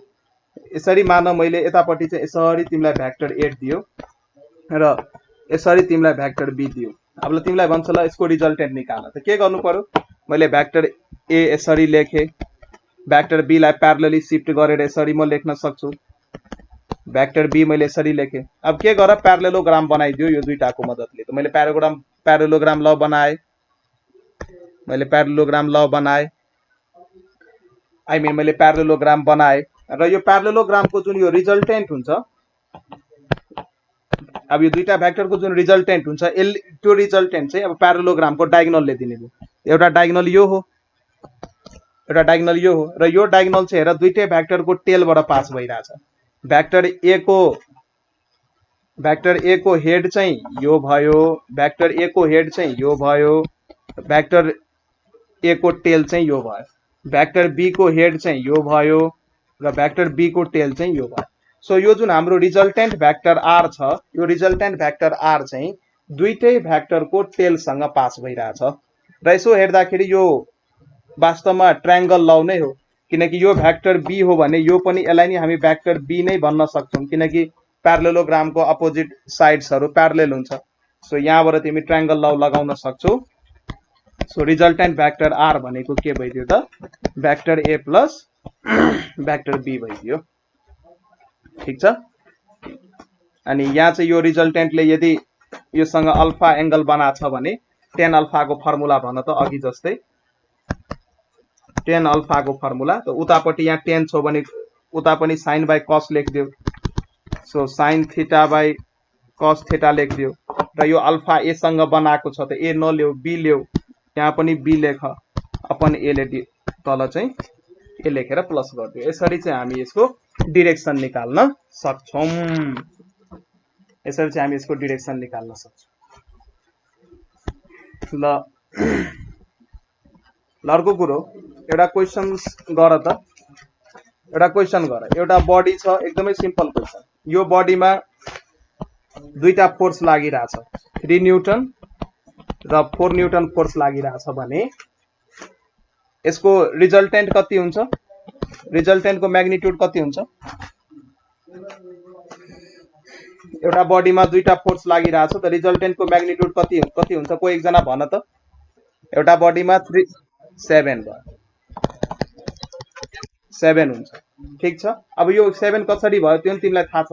अब हेर यो एउटा भेक्टर यसरी गयो, अर्को भेक्टर यसरी गयो, यो चाहिँ तिम्रो 3 न्यूटन दियो, अर्को चाहिँ यो भेक्टर 3 न्यूटन दियो, यो भेक्टर 4 न्यूटन दियो। अब हेर यो प्यारलेल भइसकेपछि यो एंगल प्यारलेल लाइनको बीचको एंगल कति हुन्छ? 0 डिग्री। अब जुन हाम्रो मेन फर्मुला छ रिजल्टेन्ट निकाल्ने मेन फर्मुला, यो मेन फर्मुलामा a square plus b square, त a स्क्वायर भनेको 3 को स्क्वायर भेक्टर a, यसलाई तिमी भेक्टर a मान्न सक्छौ, यसलाई तिमी भेक्टर b मान्न सक्छौ। त a स्क्वायर भनेको 3 को स्क्वायर, b स्क्वायर भनेको म्याग्निट्युड को स्क्वायर गर्नु पर्यो 4 स्क्वायर प्लस 2ab, a को ठाउँमा 3 अनि b को ठाउँमा 4 इन्टु cos कति? प्यारलेल लाइन छ त cos भयो 0, cos 0 भनेको 1 हुन्छ र यहाँबाट चाहिँ यो फर्मुला निस्केर आउँछ a प्लस b को होल स्क्वायर को फर्ममा, र यो क्यान्सल भएर 3 प्लस 4 कति भइदिन्छ त? 7 न्यूटन भइदिन्छ। यसरी चाहिँ म्याग्निट्युड तिमीले झिक्याऊ। अब हेर यहाँबाट अब इक्जाममा टाइम हुँदैन। दुईटै भेक्टर यदि सेम लाइनमा दिएको छ भने, दुईटै भेक्टर यदि प्यारलेल भेक्टर बनाएर दिएको छ भने र दुईटै यदि सेम डाइरेक्सनमा एक्ट भइरा हुन्छ भने, एक्ट भइरा छ भने रिजल्टेन्ट निकाल्ने बेला दुईटैलाई जोड दियो। तर रिजल्टेन्ट, अब रिजल्टेन्टको म्याग्निट्युड त तिमीले 7 न्यूटन भन्यो, तर डाइरेक्सन चाहिँ कतापट्टि हुन्छ? किनकि भेक्टर क्वान्टिटी हो, डाइरेक्सन पनि भन्नुपर्छ। डाइरेक्सन चाहिँ कतापट्टि हुन्छ? डाइरेक्सन यो रिजल्टेन्ट भेक्टर आर को डाइरेक्सन चाहिँ कतापट्टि हुन्छ भन? डाइरेक्सन हजुर हजुर भेक्टरको ठीक छ, यो बीचमा भन्नु पर्दैन, जे राइट तिर डाइरेक्सन हुन्छ। यो जुन जतातिर यो दुईटै भेक्टर एड भइराछ, यो जतातिर दुईटै भेक्टर भइरा, यसको दुईटाको रिजल्टेन्ट पनि यतैतिर आउँछ। सो बीचमा भन्नु पर्दैन। ठीक छ, यतै राइट तिर डाइरेक्सन हुन्छ भन्न सक्छौ है। ठीक।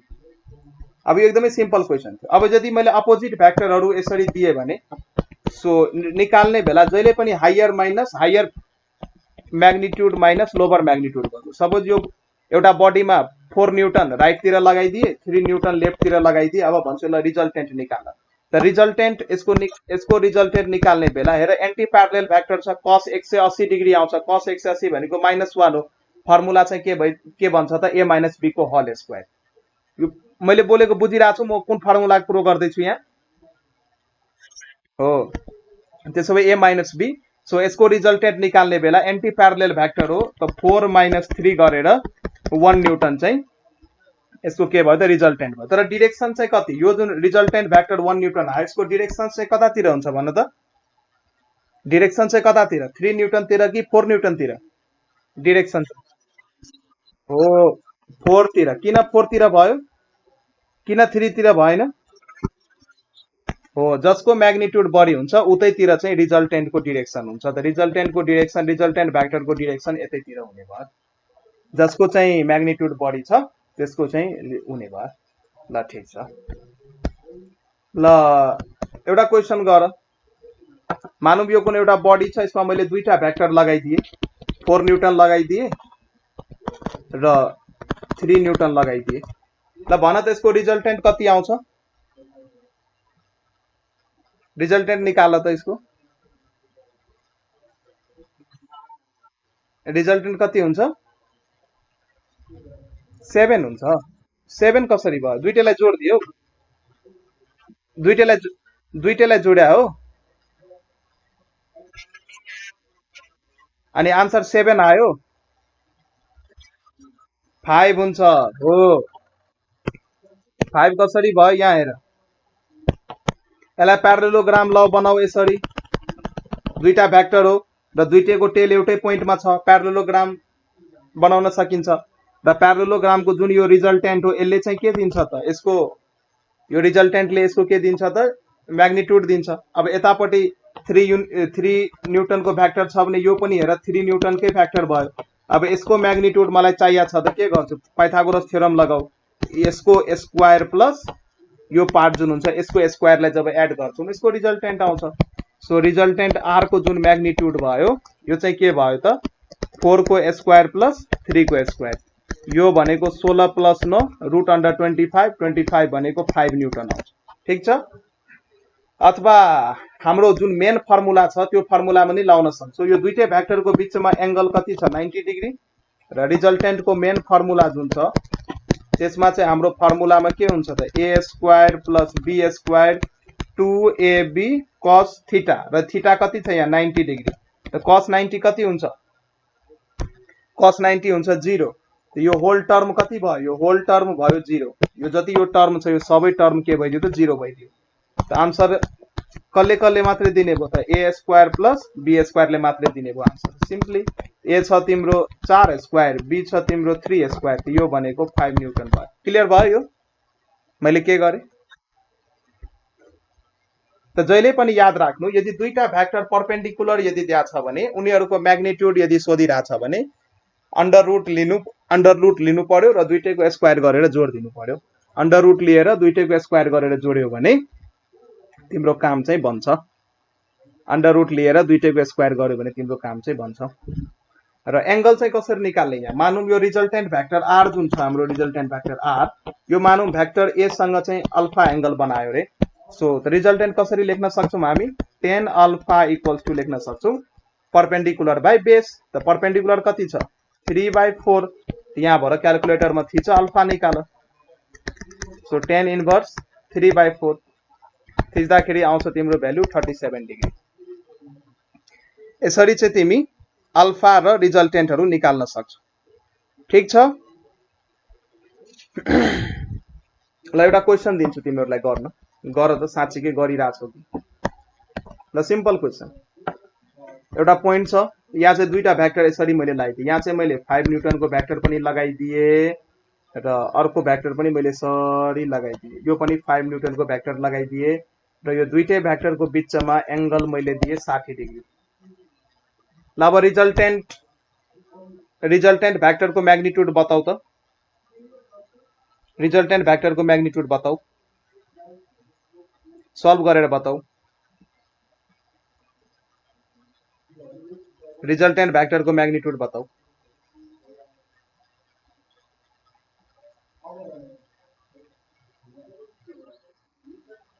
कति? √60। मिस्टेक √75।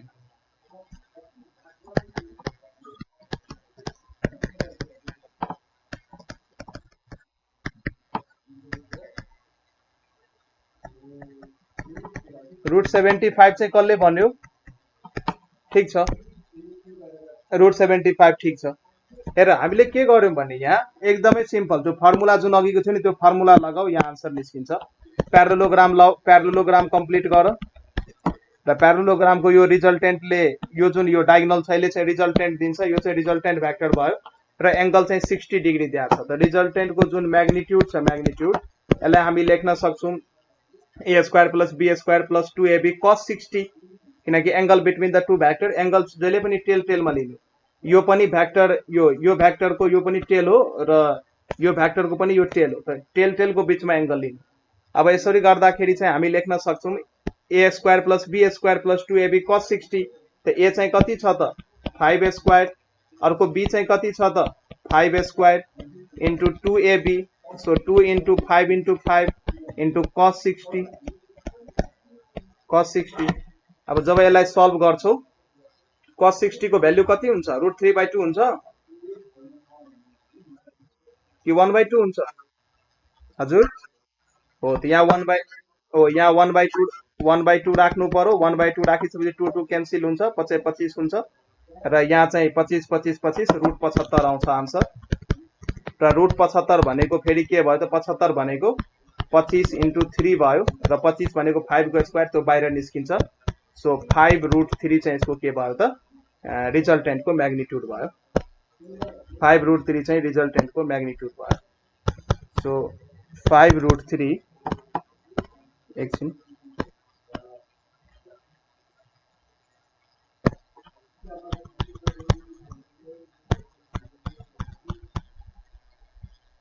√3 चाहिँ के भयो त रिजल्टेन्टको म्याग्निट्युड भयो।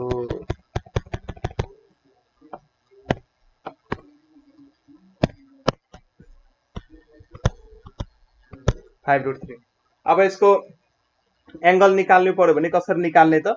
अब हेर यो 5 छ भने यो पनि 5 छ, मानौं यो रिजल्टेन्टले एंगल बनायो अल्फा, अब tan अल्फा निकाल्नु पर्यो पहिला। त tan अल्फा त पहिला लेख sin 60 अपन cos 60 लेख्नु पर्यो। यता पनि 5 आउँछ, यता पनि 5 आउँछ, यता पनि 5 आउँछ, दुईटै भ्याक्टर 5 5 भएर सजिलो भयो। सो यसलाई सल्भ गरेर तिमी जब यो भ्यालु क्याल्कुलेटरमा राख्छौ, जति भ्यालु आउँछ त्यसको चाहिँ tan इन्भर्स ल्याऊ। त सल्भ गरेर यो एंगलको भ्यालु मलाई बताउ त कति आइराछ। एकचोटी राम्ररी चेक गर। 5 cos 60 अपन 5 + 5 माथि चाहिँ sin 45 आइराछ, मैले निकालेको छैन। 45 आइराछ भने ल 45 नै ठीक छ। कुनै दुई जनाको आन्सर हेर 45 आयो कि कसैको 30 पनि आइराछ? एकचोटी राम्ररी निकाल।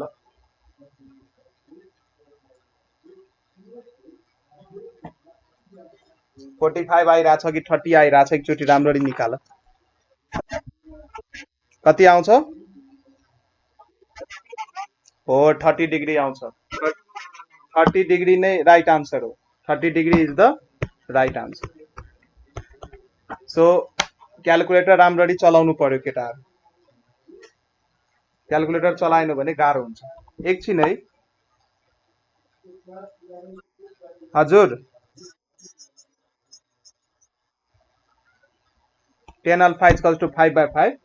तिम्रो राइट एंगल ट्रायंगल, यो राइट एंगल ट्रायंगल हैन नि त राजा, यो राइट एंगल ट्रायंगल हो त। हेर त यो 90 डिग्री छ त छैन नि? राइट एंगल ट्रायंगल भइदिएको भए 5/5 लिन सक्थ्यौ।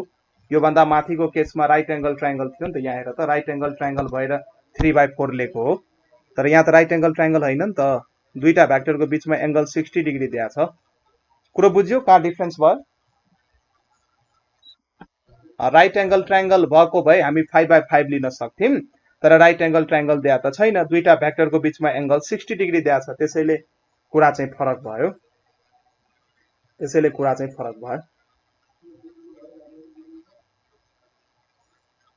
ल अब एउटा अर्को क्वेशन हेर सो आज को आछौ तिमीहरू पढ्न एकछिन मैले आज नाम नि हेरेको छैन तिमीहरू आज चाहिँ को छौ तिमीहरू निराजन पटेल हुनुहुन्छ दीपक शाह प्रदीप कुमार रामु दास विनोद ठाकुर यति जना हो 5 जना हो आज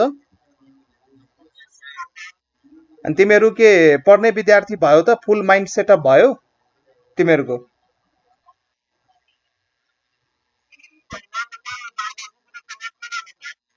तिमी बायोलोजी ग्रुप हो भने भाइ फिजिक्स र केमिस्ट्री त उही हो नि त राजा बायोलोजीमा यो तिमी बायोलोजी ग्रुप हो भने सकेसम्म बरु आइओई को क्लास त तिमीलाई त्यो डेप्थमा जाँदैन किनकि यो बायोलोजी ग्रुपमा केमिस्ट्री धेरै सोध्छ के तर यता फिजिकल ग्रुपमा केमिस्ट्री धेरै सोधिदैन त्यसैले तिमीलाई त्यो अनुसार प्रिपरेसन गर्नु पर्यो तर फिजिक्स त उही हुन्छ फेरि तिमीले म्याथ तिमीलाई गाह्रो हुन्छ तिमी यो बायो ग्रुप हो भने त्यसो भए तिमीले अर्कै जोइन गर्दा राम्रो मेरो विचारमा यो चाहिँ हामी आइओई प्रिपरेसन गर्दैछौँ हजुर भन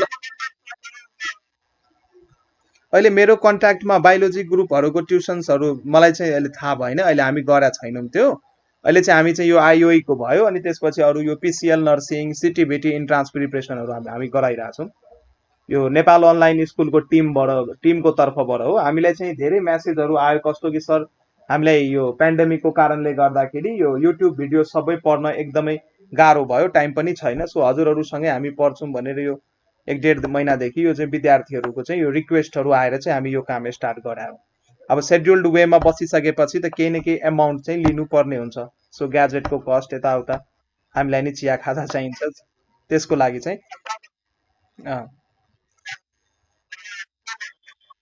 त्यसो भए तिमी के गर भने बाबु अब तिम्रो बायोलोजी ग्रुप भइसकेपछि त तिम्रो बायोलोजीको क्लासमा जुलोजी र बोटनीको क्लास त्यसपछि केमिस्ट्रीको एकदमै डेप्थ क्लास चाहिन्छ तिमीलाई एकदमै डेप्थ किनकि एमबीबीएस को प्रिपरेसन अब एमबीबीएस तै होला नि त सोच हैन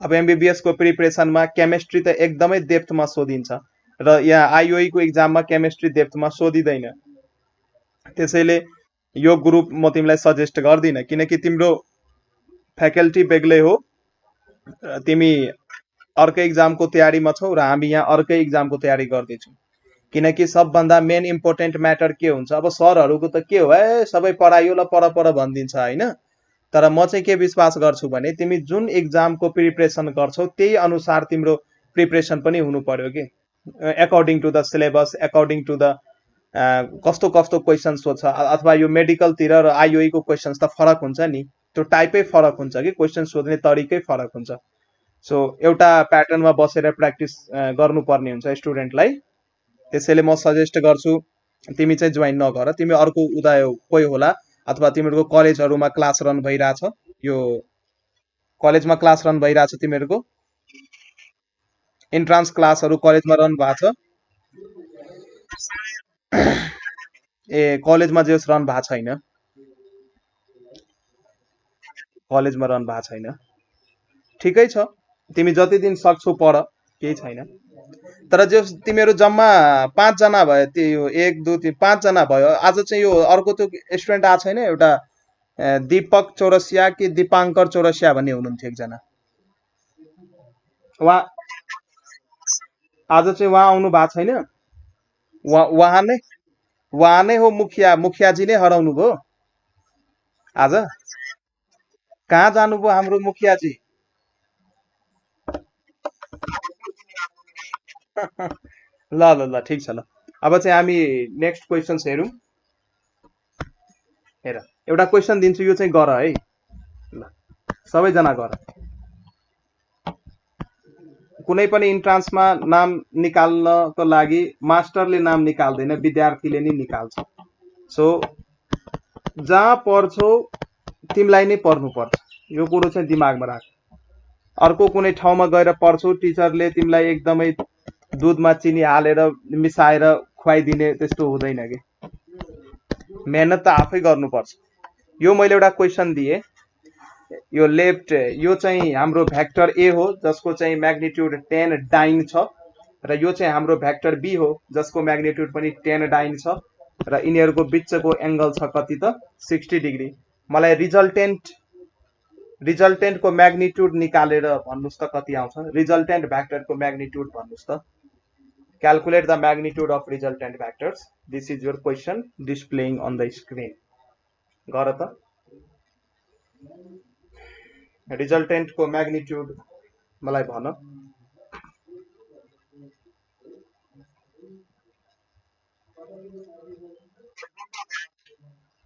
गलत छ।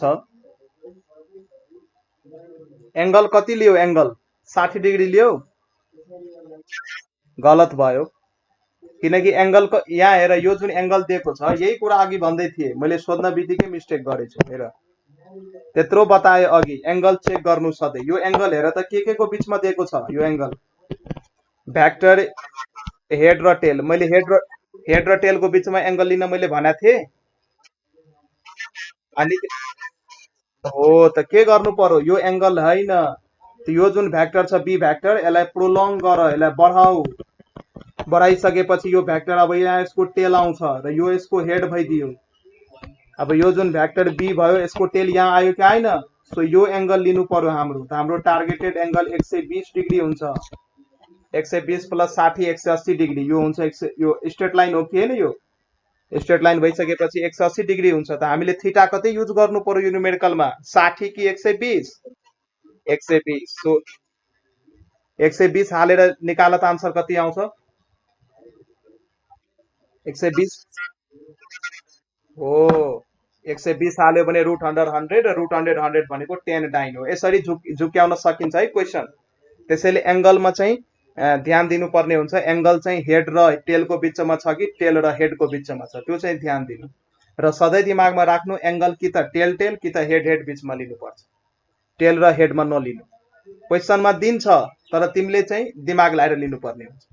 सो यहाँ चाहिँ हामी के गर्न सक्छौं त, यो रिजल्टेन्ट जुन आर भयो, यो फेरि हामी के गर्न, दुईटै भेक्टरको म्याग्निट्युड सेम छ, त 10 square plus 10 square into 2ab, 2 into 10 into 10 into cos theta. तो कॉस कति छ यहाँ 120, तो कॉस 120 हुन्छ -1/2। र जब यसलाई सल्भ गर्छौ तिमी आन्सर आउँछ रुट अंडर 100, र रुट अंडर 100 भनेको के हो त 10 डाइन हो। सो रिजल्टेन्ट जुन छ रिजल्टेन्ट भेक्टर त्यसको म्याग्निट्युड चाहिँ 10 डाइन हुन्छ। ल यो रिजल्टेन्ट को एंगल भन त मलाई, एंगल भन्न सक्छौ? कति डिग्री एंगल बनाउँछ? अब यहाँ हेर, यो दुईटै भेक्टरलाई त यसरी रिप्रेजेन्ट हामीले गरिन्। यतापट्टि चाहिँ 10 डाइन भयो र यो भेक्टर यसरी गएको छ, प्रोलङ गरेका छौं हामी। मैले भेक्टरलाई त्यसकै लाइनमा अगाडि पछाडि सार्न सकिन्छ है, यो चाहिँ दिमागमा राख्नु। यसलाई भन्छ प्रिन्सिपल अफ ट्रान्समिसिबिलिटी, अथवा कुनै पनि भेक्टरलाई त्यसकै लाइन अफ एक्सन जुन हुन्छ भेक्टरको लाइन अफ एक्सन, जुन लाइन अफ एक्सनमा भेक्टर एक्ट भइरहेको हुन्छ त्यसकै एलोङ हामी त्यसलाई के गर्न सक्छौं त शिफ्ट गर्न सक्छौं अथवा ट्रान्सलेट गर्न सक्छौं, तर डिरेक्सन्स मेन्टेन गरेर। सो अब यहाँ प्यारालेलोग्राम बनाऊ। प्यारालेलोग्राम बनाइसकेपछि यहाँ चाहिँ प्यारालेलोग्राम यसरी बनाऊ, कम्प्लिट गर। र यो प्यारालेलोग्रामको यो रिजल्टेन्ट यो भयो, यो रिजल्टेन्ट हाम्रो 10 हो। यो पनि यता पनि यो पनि 10 डाइन भयो, यो भेक्टर बी भयो र यो भेक्टर ए भयो, र यो दुईटाको बीचमा एंगल कति भयो त 120 डिग्री भयो। अब तिमीलाई सपोज यो रिजल्टेन्ट भेक्टरको एंगल यो अल्फा चाहिएको छ भने त 10 अल्फा इक्वल्स टु लेख, उतापट्टि चाहिँ यता 10 लेखिसकेपछि उता साइन बाई कस लेख्नु पर्यो, र एंगल चाहिँ कति हुन्छ त साइन 120 बाई कस 120, र अब दुवैतिर 10 छ, सो केही फरक पर्दैन, यसरी 10 लेख्यो। तर यहाँ जुन साइन अपन कसमा जुन हामीले 10 लेख्छौं, साइन अपन कसमा त्यो 10 चाहिँ जोसँग एंगल जोसँग एंगल अल्फा बनाएको छ त्यो भन्दा फरक हुन्छ। सो यहाँ अल्फा निकाल त tan इन्भर्स गरेर त्यो भ्यालु राख र अल्फा निकाल 60 डिग्री आयो। सबैजनाको 60 डिग्री आएको हो? चेक गर एकचोटी, चेक गर सबैजनाको 60 डिग्री आएको हो कि एकजनाको मात्रै आएको हो? चेक गर।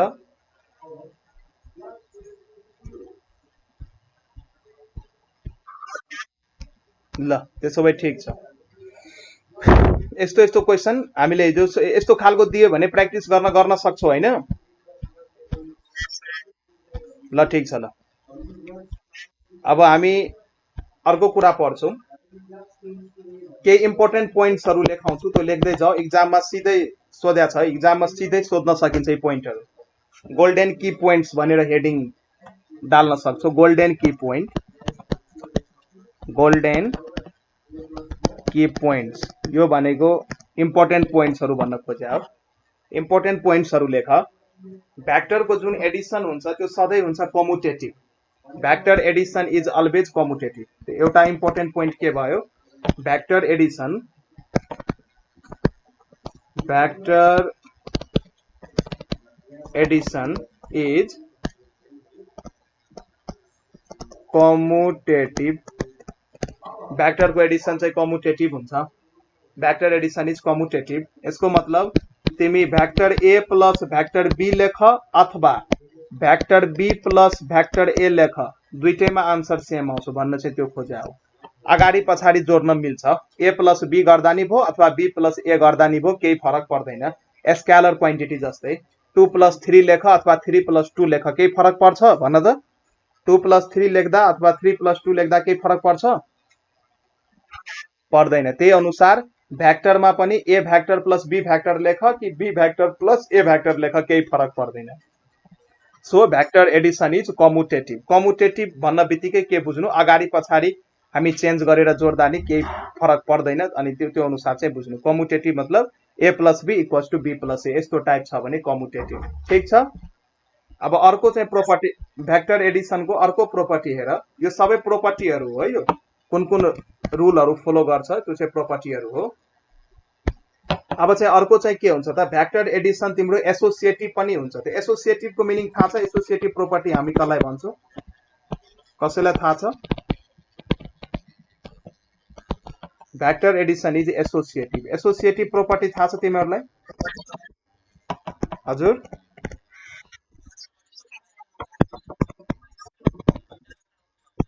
हो, तीनटा भ्याक्टर हुनुपर्छ। ठिक छ, यहाँ हेर। हो ठिक छ। हेर, यो एसोसिएटिभ मतलब चाहिँ के याद गर्नु? ब्र्याकेट शिफ्ट गर्न मिल्छ के। पहिला तिमी यसरी गर, तिमीसँग तीनटा भ्याक्टर छ रे। पहिला तिमीले के गर्यो? Vector B plus vector C लाई जोडेर एउटा रिजल्टेन्ट भ्याक्टर निकाल्यो। त्यो रिजल्टेन्ट भ्याक्टरमा फेरि तिमीले भ्याक्टर ए एड गर्यो। जुन आन्सर आउँछ नि त्यही आन्सर यही केसमा पनि आउँछ के। यो यता लेफ्टतिर चाहिँ पहिला के गरा थियो? पहिला तिमी vector B plus vector C को रिजल्टेन्ट निकाल्यो, त्यसमा चाहिँ भ्याक्टर ए एड जोड्यो। र यो राइटतिर मैले के गरे? पहिला तिमी ए र बी कै रिजल्टेन्ट निकाल र त्यसमा चाहिँ भ्याक्टर सी लाई एड गर। जुन आन्सर आउँछ त्यो दुईटै केसमा आन्सर सेम आउँछ। सो शिफ्टिङ अफ ब्र्याकेट यो दिमाग राख्नु। ब्र्याकेट शिफ्ट गरेर यदि कुनै प्रोपर्टी राइट भइराछ भने त्यसलाई हामी एसोसिएटिभ प्रोपर्टी भन्छौं। अथवा यही अनुसार तिमी यो नि गर्न सक्छौ। सो तिमीसँग तीनवटा भ्याक्टर छ, p plus q plus r vector छ। पहिला तिमी यो दुईटालाई जोड, त्यसमा चाहिँ r जोड, र जुन आन्सर आउँछ त्यो आन्सर यस्तो गर्दा नि आउँछ। पहिला म भ्याक्टर p प्लस q लाई जोडेको थिएँ, अब म q प्लस r लाई जोड्छु र यसमा चाहिँ म p भ्याक्टर जोड्छु। सो यो दुईटै केसमा जुन आन्सर आउँछ दुईटै केसमा आन्सर सेम आउँछ, आन्सरमा केही फरक पर्दैन। र यही प्रोपर्टीलाई नै हामी के भन्छौं त? Associative property. ठीक छ, यसलाई चाहिँ एसोसिएटिभ प्रोपर्टी भन्छ। अब मलाई एउटा कुरा भन, दुईटा भ्याक्टर तिमीलाई दिएको छ, त्यो दुईटा भ्याक्टरको म्याक्सिमम म्याग्निट्युड, म्याक्सिमम रिजल्टेन्टको म्याग्निट्युड यदि तिमीलाई चाहिरहेछ भने त्यो दुईटै भ्याक्टरको बीचको एंगल कति हुनु पर्यो भन त? दुईटा भ्याक्टरबाट कति? 90 डिग्री हुँदैन। दुईटा भ्याक्टरबाट तिमीलाई म्याक्सिमम रिजल्टेन्टको भ्यालु चाहिएको छ, म्याक्सिमम रिजल्टेन्टको भ्यालु। आर म्याक्स चाहिएको छ भने त्यो दुईटा भ्याक्टरको बिचको एंगल कति हुनु पर्यो? दुईटा भ्याक्टरको रिजल्टेन्ट म्याक्सिमम हुन्छ कुन बेला भन त?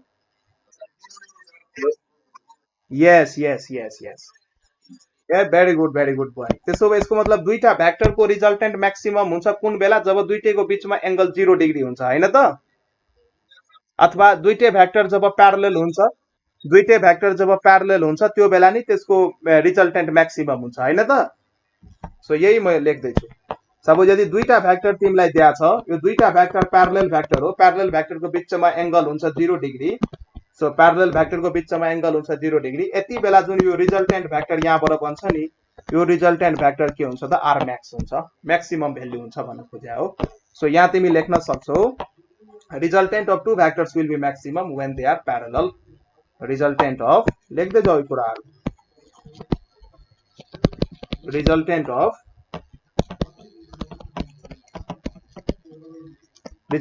two vectors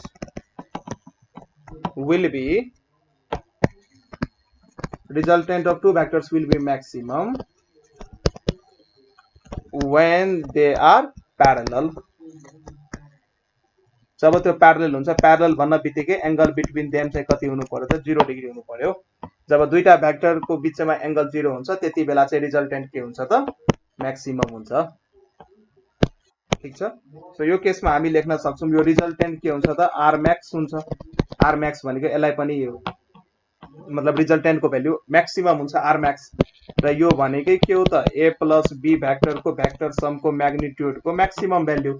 र cos 0 भइसकेपछि फर्मुला लगाऊ, a square plus b square 2ab cos 0। र यहाँ भइसकेपछि यो a प्लस b को होल स्क्वायर, यो भनेको a प्लस b। यसको मतलब मैले के यहाँ चाहिँ के रिजल्ट सो भयो?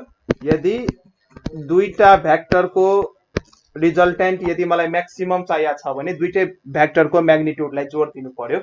र रिजल्टेन्ट म्याक्सिमम कुन बेला आउँछ? जब दुईटा भ्याक्टरको बिचमा एंगल 0 डिग्री हुन्छ अथवा जब भ्याक्टर प्यारलल हुन्छ। क्लियर भयो यो कुरा? त आर म्याक्सिमम चाहिँ कति आयो त? a प्लस b आयो।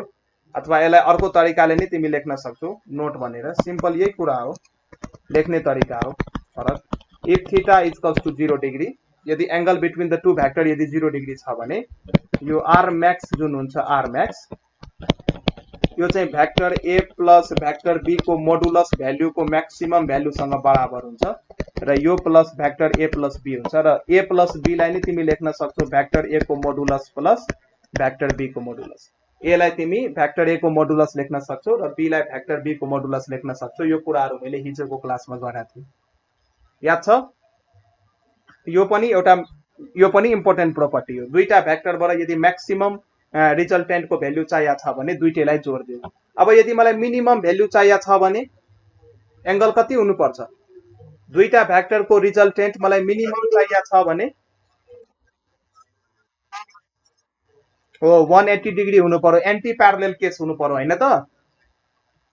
एन्टी प्यारलल केस हुनु पर्यो। सो अब अर्को प्रोपर्टीतिर हामी लागिसक्यौं। त दुईटा भ्याक्टरको रिजल्टेन्ट यदि मलाई मिनिमम चाहिएको छ भने एन्टी प्यारलल केस हुनु पर्यो। सो लेख, एन्टी प्यारलल केस भनेको एउटा भ्याक्टर यसको छ भने अर्को भ्याक्टर यसको खालको हुनु पर्यो, एन्टी प्यारलल। र एन्टी प्यारललमा थीटा कति हुन्छ त? दुईटा भ्याक्टरको बिचको एंगल 180 डिग्री हुन्छ। सो जब दुईटा भ्याक्टर एन्टी प्यारलल छ त्यति बेला चाहिँ यो दुईटाले बनाएको रिजल्टेन्टको भ्यालु चाहिँ के हुन्छ त? सबभन्दा मिनिमम हुन्छ। सो यहाँ हामी लेख्न सक्छौं रिजल्टेन्ट, यसलाई हामी लेख्न सक्छौं रिजल्टेन्ट अफ टू भ्याक्टर्स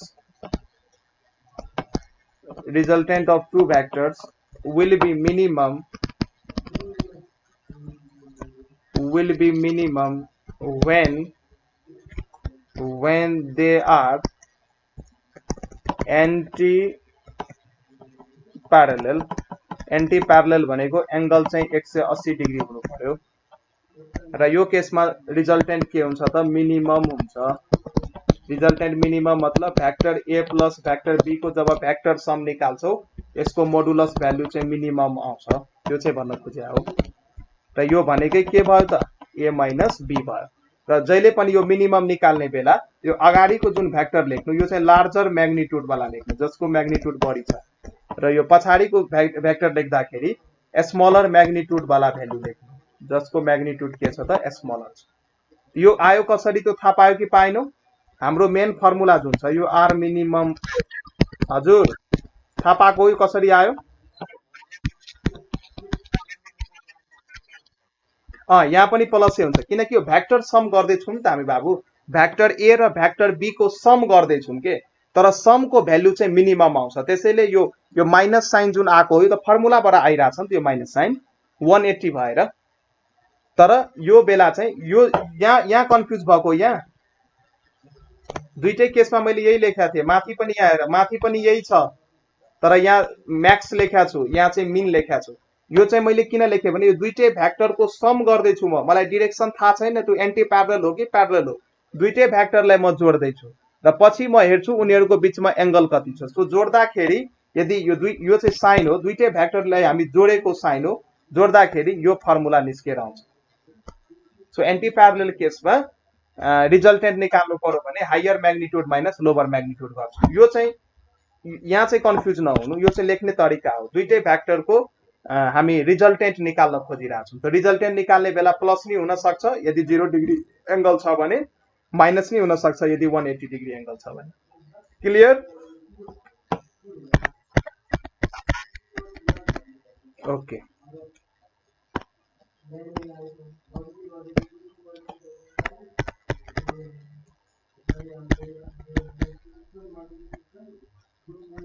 ल अब यो चाहिँ कसरी भयो भने यो चाहिँ a square plus b square अब एंगल हाम्रो कति छ 180 त प्लस 2ab cos 180 डिग्री र cos 180 कति हुन्छ भ्यालु cos 180 को भ्यालु कति हुन्छ -1 हो। सो यसलाई सल्भ जब तिमी गर्छौ यहाँ तिम्रो a माइनस b को होल स्क्वायर को फर्मुलामा यो फिट हुन्छ र यहाँ चाहिँ a माइनस b यसरी चाहिँ आएको हो। सो मिनिमम रिजल्टेन्ट को भ्यालु कति आउँछ त हायर भेक्टर को म्याग्निट्युड माइनस लोवर भेक्टर को म्याग्निट्युड। सो यसलाई लेख्ने डिफरेन्ट तरिकाहरू छ है यहाँ हेर म कन्फ्युज पार्न सक्छु तिमीहरूलाई डिफरेन्ट तरिकाहरू हुन्छ इन्डियन बुकहरू रिफर गर्छौ भने यही कुराहरूलाई डिफरेन्ट वेमा लेख्या हुन्छ। अब यसलाई नि अब हैशटैग्स दिएर तिमी यस्तो लेख्न सक्छौ आर मिनिमम रिजल्टेन्ट भेक्टर को मिनिमम भ्यालु भन्न खोज्या हो यो कोसँग बराबर हुन्छ vector A minus vector B को म्याग्निट्युड को सम डिफरेन्स सँग बराबर हुन्छ अथवा यसलाई तिमी a माइनस b नि लेख्न सक्छौ ठीक छ यसरी चाहिँ लेख्न सकिन्छ सिम्बल छ अथवा यसलाई यो नि लेख्न सक्छौ vector a plus vector b को जुन रिजल्टेन्ट छ त्यो मिनिमम हुन्छ कुन बेला यो बेला यसरी हामी मिनिमम भ्यालु लेख्न सक्छौं र यो कुन बेला हुन्छ जब angle between the vector 180 degree हुन्छ। सो यो लेख्ने तरिकाहरू हो कन्फ्युज नहुनु यति चाहिँ दिमागमा राख्नु यदि दुईटा भेक्टर को बीचमा एंगल 0 डिग्री छ भने त्यसको रिजल्टेन्ट आउँछ बढी रिजल्टेन्ट आउँछ म्याक्सिमम र यदि एंगल 180 डिग्री छ भने त रिजल्टेन्ट आउँछ मिनिमम 180 डिग्री मा रिजल्टेन्ट मिनिमम 0 डिग्री मा रिजल्टेन्ट म्याक्सिमम। र अर्को यो सबै इम्पोर्टेन्ट पोइन्ट हामी हेर्दै छौं vector editions point of view कुन बेला म्याक्सिमम कुन बेला मिनिमम आउँछ त्यो चाहिँ हामी हेर्दै छौं। अब हेर resultant of two vector of unequal magnitude can never be 0 यो पनि एउटा इम्पोर्टेन्ट पोइन्ट हो। दुईटा भेक्टर तपाईलाई दिया छ र दुईटै भेक्टर को म्याग्निट्युड यदि अनइक्वल छ भने उनीहरुबाट जुन रिजल्टेन्ट बन्छ त्यो कहिले पनि 0 हुन सक्दैन। The resultant of two vector of unequal magnitude can never be 0 never be 0 मतलब कहिले पनि 0 बनाउन सकिदैन बाइ एनी मेथड केही गरेर नि बनाउन सकिदैन। हेर रिजल्टेन्ट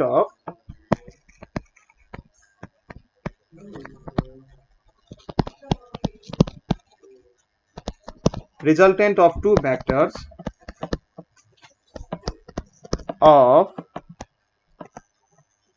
of unequal magnitude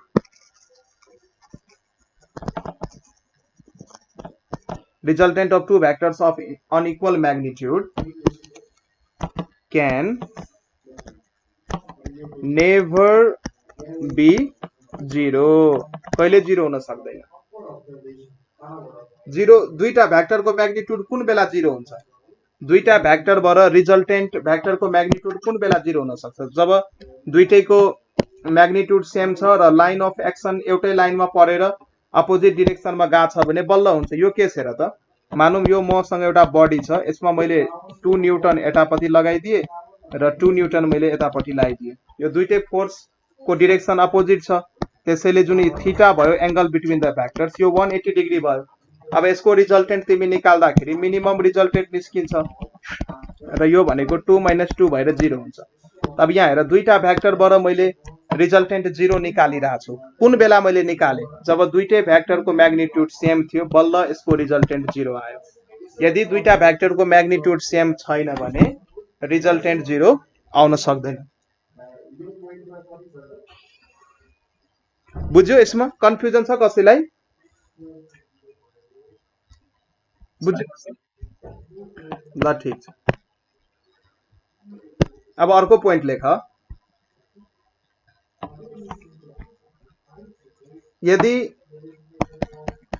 यदि तिमीसँग दुईटा भ्याक्टर र त्यसको इक्वल म्याग्निट्युड यदि दिएको छ भने दुईटै भ्याक्टरको म्याग्निट्युड यदि इक्वल छ भने त्यसको रिजल्टेन्ट 0 हुन सक्छ. तर अब अर्को पोइन्ट भन्दैछु. सपोज तिमीसँग 3टा भ्याक्टर दिएको छ, मिनिमममा तिमीलाई 3टा भ्याक्टर चाहियो अनइक्वल म्याग्निट्युड भएको, अनि बल्ल त्यसको रिजल्टेन्ट 0 हुन सक्छ है. कुराहरू बुझ्दै जाऊ. दुईटा अनइक्वल म्याग्निट्युडको भ्याक्टर दियो भने रिजल्टेन्ट कहिले पनि 0 हुँदैन. यो चाहिँ यो पोइन्ट थियो फर्स्ट. यो भन्दा अगाडि जुन मैले भने दुईटा अनइक्वल म्याग्निट्युड भएको भ्याक्टरको रिजल्टेन्ट कहिले पनि 0 हुँदैन. यो दुईटा भ्याक्टरको केस थियो. र यदि तिमीसँग 3वटा भ्याक्टर दिएको छ र 3वटै भ्याक्टरको म्याग्निट्युड यदि इक्वल छैन अथवा अनइक्वल म्याग्निट्युड भएको यदि 3वटा भ्याक्टर तिमीलाई मिनिमममा 3वटा यदि भ्याक्टर तिमीलाई दिएको छ भने त्यो बेला चाहिँ त्यसको रिजल्टेन्ट 0 हुन सक्छ. सो 0 रिजल्टेन्ट हुनको लागि त मिनिमम कतिवटा भ्याक्टर चाहियो त? अनइक्वल म्याग्निट्युड भएको मिनिमम कतिवटा भ्याक्टर चाहियो त? 3वटा भ्याक्टर यदि अनइक्वल म्याग्निट्युडको छ भने तिमीसँग मिनिमममा यदि 3वटा भ्याक्टर्स तिमीसँग अनइक्वल म्याग्निट्युडको छ भने अनि त्यो केसमा चाहिँ त्यसको रिजल्टेन्ट 0 हुन सक्छ. यसरी सोधिदिन्छ है यो थ्योरेटिकल क्वेशन्सहरु घुमाएर अनि चारवटा अप्सन दिएर, अनि विद्यार्थीहरु झुकिन्छन् के भो जस्तो हुन्छ. सो भ्याक्टर एकदमै डेप्थमा गयो भने यहाँ धेरै कुराहरू निकाल्न बाँकी छ. म कुराहरू निकाल्छु. धेरै कुराहरू छ यहाँ, धेरै किसिमको क्वेशन्सहरु. अब जति पनि यो रेनम्यान प्रब्लमहरु अनि स्विमर र बोट प्रब्लमहरु सुन्या छौ? यो रेनम्यान प्रब्लमहरु छाता कुन डिरेक्सनमा राख्ने पानी पर्दा सुन्या छैन? यो न्युमेरिकलहरु गरेनौ? यो त 11-12 मा सोधिरा हुन्छ त. यो हो बीके श्रेष्ठको मैले 1-2 च्याप्टरको सोलुसन पनि गर्दिएको छु हाम्रो च्यानलमा. कुनै समस्या छ भने हेर्नु त्यहाँबाट. 3-4 वटा च्याप्टरको सोलुसन गर्दिएको छु. म बिस्तारै गर्दिन्छु. अब तिमीहरु त अब एक्जाम दिएर जान्छौ, अब बच्चा बुच्चीहरुलाई सजिलो हुन्छ, तिमीहरु पछिको ग्रुपका स्टुडेन्टहरुलाई सजिलो हुन्छ. सो जति पनि त्यो प्रब्लम हो नि, रिलेटिभ भेलोसिटीको प्रब्लमहरु, यो रेनम्यान प्रब्लमहरु, यो स्विमर बोट प्रब्लमहरु, एरोप्लेन विन्ड प्रब्लमहरु सबैमा यो भ्याक्टर एप्लाई हुन्छ कि. सो उताको पोर्सन्स यदि राम्रो गर्नु छ भने काइनेमेटिक्स, रोटेशनल डायनामिक्स, एसएचएम मा त त्यति आउँदैन, तर यो projectile motion, Newton's law of motion, friction, यो पुली ब्लकको न्युमेरिकलहरु सबैमा यो भ्याक्टरको कन्सेप्ट युज हुन्छ. सो भ्याक्टर राम्ररी पढ्नु है, भ्याक्टर राम्ररी पढ्नु. भ्याक्टरको कन्सेप्ट यदि राम्ररी आउँछ भने अगाडिको च्याप्टरहरु सजिलो हुँदै जान्छ. भ्याक्टरमै समस्या छ भने अगाडिको च्याप्टरहरु बुझ्न नि गाह्रो हुँदै जान्छ. सो एउटा पोइन्ट लेख. सो यो भन्दा अगाडि मैले भनेको थिए मिनिमममा 3 वटा अनइक्वल म्याग्निट्युडको भ्याक्टर हुनु पर्यो, अनि बल्ल त्यो चाहिँ के हुन्छ त? त्यसको रिजल्टेन्ट 0 हामी ल्याउन सक्छौं. तर एउटा सानो क्राइटेरिया चाहिँ के छ त? त्यो 3टै भ्याक्टर कोप्लानर भ्याक्टर हुनु पर्यो, एउटै प्लेनमा लाई भएको हुनु पर्यो. सो यो लेख, if vectors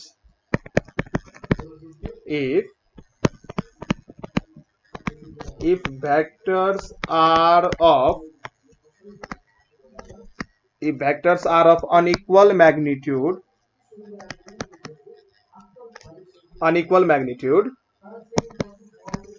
then then minimum 3 coplanar भनेको के हुन्छ एउटै प्लेनमा लाई भएको भेक्टरहरु एउटै प्लेनमा सिचुएटेड भएको भेक्टर्सहरुलाई हामी coplanar vector भन्छौं then minimum 3 coplanar vectors are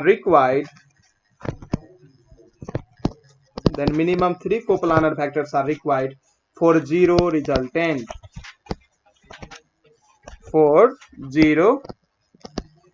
resultant 0 हुनको लागि मिनिमम कतिवटा भेक्टरको रिक्वायरमेन्ट हुन्छ त 3 वटा भेक्टरको मिनिमममा चाहिँ रिक्वायरमेन्ट भइरहन्छ यो चाहिँ कस्तो भयो भने मानौं यो तिम्रो एउटा प्लेन थियो रे यो प्लेनमा तिमीले दुईटा भेक्टर यसरी लियो दुईटैको म्याग्निट्युड अनइक्वल छ सपोज यो दुईटा भेक्टर तिमीले यसरी लियो यसको रिजल्टेन्ट त कतै न कतै यो बीचबाट पास हुन्छ यसको रिजल्टेन्ट त कतै न कतै यो दुईटा भेक्टरको बीचबाट पास हुन्छ र अर्को भेक्टर तिमीले ठ्याक्कै यसको लाइन अफ एक्सनको अपोजिटमा यदि तिमीले लगाउँछौ भने अर्को भेक्टर ठ्याक्कै तिमी यदि लाइन अफ एक्सनको अपोजिट सपोज थर्ड भेक्टर तिमीले यहाँ लगाइदियो यो येलो कलरले मैले कोरेको देखिरा छ स्क्रिनमा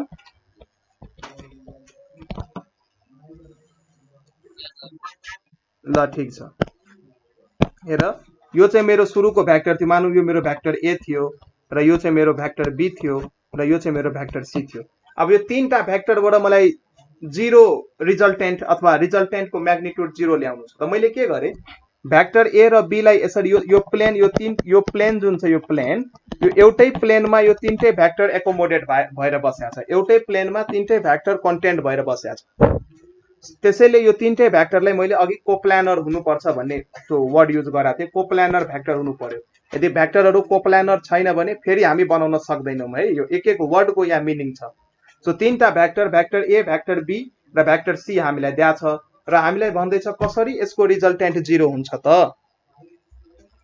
कसरी यसको रिजल्टेन्ट 0 हुन्छ त कसरी यसको रिजल्टेन्ट 0 हुन्छ त त मैले के गरे भेक्टर ए र भेक्टर बी लाई यसरी अरेन्ज गरे र यसको दुईटाको रिजल्टेन्ट यो भयो यदि यो रिजल्टेन्टको म्याग्निट्युड र मलाई दिएको यो भेक्टर सी को म्याग्निट्युड यदि सेम छ र यो दुईटै भेक्टर एउटै लाइनमा एक्ट भइरहेछ लाइन अफ एक्सन दुईटैको सेम छ भने फाइनल जुन रिजल्टेन्ट भेक्टर बन्छ आर फाइनल मैले लेखे यो फाइनल रिजल्टेन्ट भेक्टर हो यसको पनि र यसको पनि रिजल्टेन्ट यदि निकाल्ने हो भने अनि बल्ल यो 0 हुन सक्छ त्यसैले तीनटा अनइक्वल मिनिमम तीनटा अनइक्वल कोप्लानर भेक्टर छ भने त्यसको चाहिँ म्याग्निट्युड 0 रिजल्टेन्टको म्याग्निट्युड 0 हुन सक्छ तर यो भन्दा अगाडिको केस दुईटा मात्रै अनइक्वल म्याग्निट्युड भएको भेक्टर दियो भने त्यसको रिजल्टेन्ट कहिले नि 0 हुन सक्दैन कसैलाई कन्फ्युजन छ भने सोध यी यति कुरामा कसैलाई प्रब्लम छ भने सोध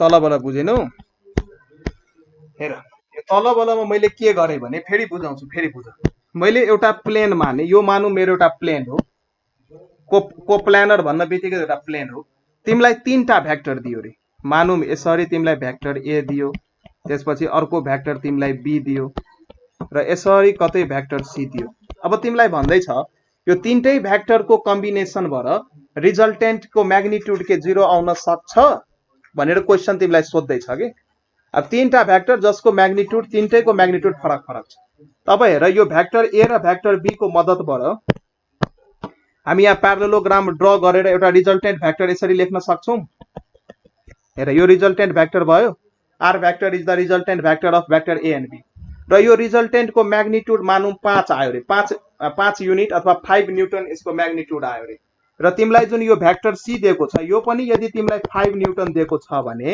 अब सी लाई के गर्छौ तिमी ठ्याक्कै अब ट्रान्सलेट गरेर यो पोइन्टमा लगाउन सक्छौ सी लाई ट्रान्सलेट गरेर यो पोइन्टमा यसरी लगाउन सक्छौ र यदि तिम्रो रिजल्टेन्ट 5 आयो र तिम्रो यो सी भेक्टर पनि 5 नै दिएको छ र दुईटै हेर त एउटै लाइन अफ एक्सनमा एक्ट भइराछ आर पनि यता एक्ट भएको छ यो पोइन्टको अबाउटमा र सी भेक्टर यता एक्ट भएको छ र यदि दुईटैको म्याग्निट्युड यदि सेम आइदियो भने रिजल्टेन्ट भेक्टरको म्याग्निट्युड र सी भेक्टरको म्याग्निट्युड यदि सेम आइदियो भने अब यो दुईटैबाट जुन रिजल्टेन्ट निस्किन्छ यो दुईटैको रिजल्टेन्ट त्यसको म्याग्निट्युड 0 हुन्छ कि हुँदैन किनकि दुईटैको भ्यालु म्याग्निट्युड सेम छ र लाइन अफ एक्सन एउटै लाइनमा छ र अपोजिट डाइरेक्सनमा भएर बसेको छ त cos 180 भएर दुईटाको समको डिफरेन्स हुन्छ कि हुँदैन अनि रिजल्टेन्ट 0 हुन्छ। अब बुझ्यौ?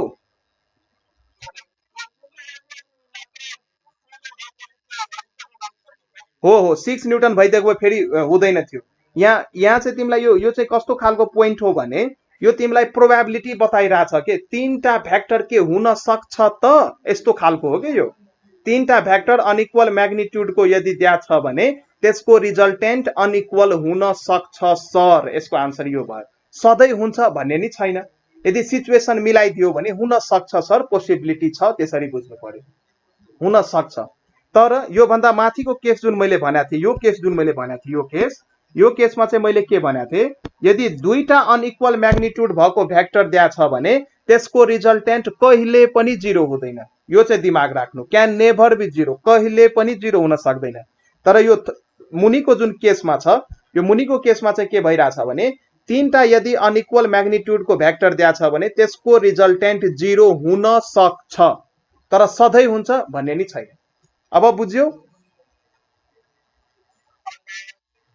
कसैलाई केही कन्फ्युजन छ भने सोध्दा हुन्छ, यी कुराहरू बुझ्दै जानुपर्ने हुन्छ। यस्तो यस्तो पोइन्टहरू धेरै भेट्छौ। ल ठिक छ, कपीमा लेख्दै जाऊ, यी कुराहरू बुझ्दै जाऊ। अब चाहिँ अब एउटा नोट बनेर लेख कि अब स्ट्यान्डर्ड रिजल्टहरू म लेख्न गइरहेको छु।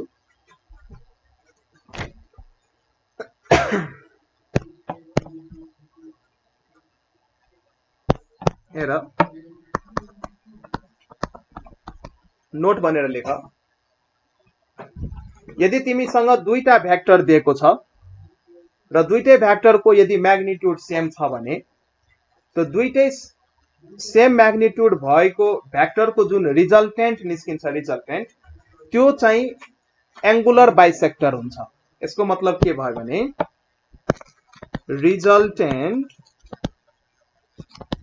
Resultant of two vectors of equal magnitude, resultant of two vectors of equal magnitude will be at their bisector, bisector मा हुन्छ। यो चाहिँ के भन्न खोज्या हो भने अब बुझौं। हेर, मानौं मसँग दुईटा भ्याक्टर दिएको छ, यसरी भ्याक्टर ए दियो र यसरी भ्याक्टर बी दियो, भ्याक्टर ए र भ्याक्टर बी दियो। अब प्यारालोग्राम बनाउन सक्छौ, प्यारालोग्राम मैले बनाए। अब यसको रिजल्टेन्ट त बिचबाट लग्नु पर्ने हुन्छ, त्यो तिमीलाई थाहा छ। त्यो रिजल्टेन्ट मैले यो लिए र क्वेशनले के भन्दैछ, यदि दुईटै भ्याक्टर ए र भ्याक्टर बी को म्याग्निट्युड यदि बराबर छ भने, दुईटै भ्याक्टरको यदि म्याग्निट्युड बराबर छ भने जुन यो रिजल्टेन्ट भ्याक्टर आर बनेछ यो चाहिँ के गर्छ त एंगुलर बाइसेक्टर बनिन्छ। एंगुलर बाइसेक्टर भनेको पहिला चाहिँ एंगल दुईटै भ्याक्टरको बीचमा एंगल थियो पहिला थीटा, अब यो आर ले के गर्छ त थीटा/2 मा यो एंगललाई डिभाइड गरिदिन्छ। कुन बेला? जब दुईटै भ्याक्टरको म्याग्निट्युड सेम छ। सो दुईटा भ्याक्टर जसको म्याग्निट्युड सेम छ, यदि त्यो भ्याक्टरको रिजल्टेन्ट निकाल्ने हो भने त्यो रिजल्टेन्टले चाहिँ के गर्दिन्छ त त्यो दुईटै भ्याक्टरको बीचमा जुन पहिला एंगल थियो त्यसलाई बाइसेक्ट गर्दिन्छ। त्यसैले बाइसेक्टर भन्ने वर्ड मैले युज गरेको छु। यो कुरो बुझ्यौ?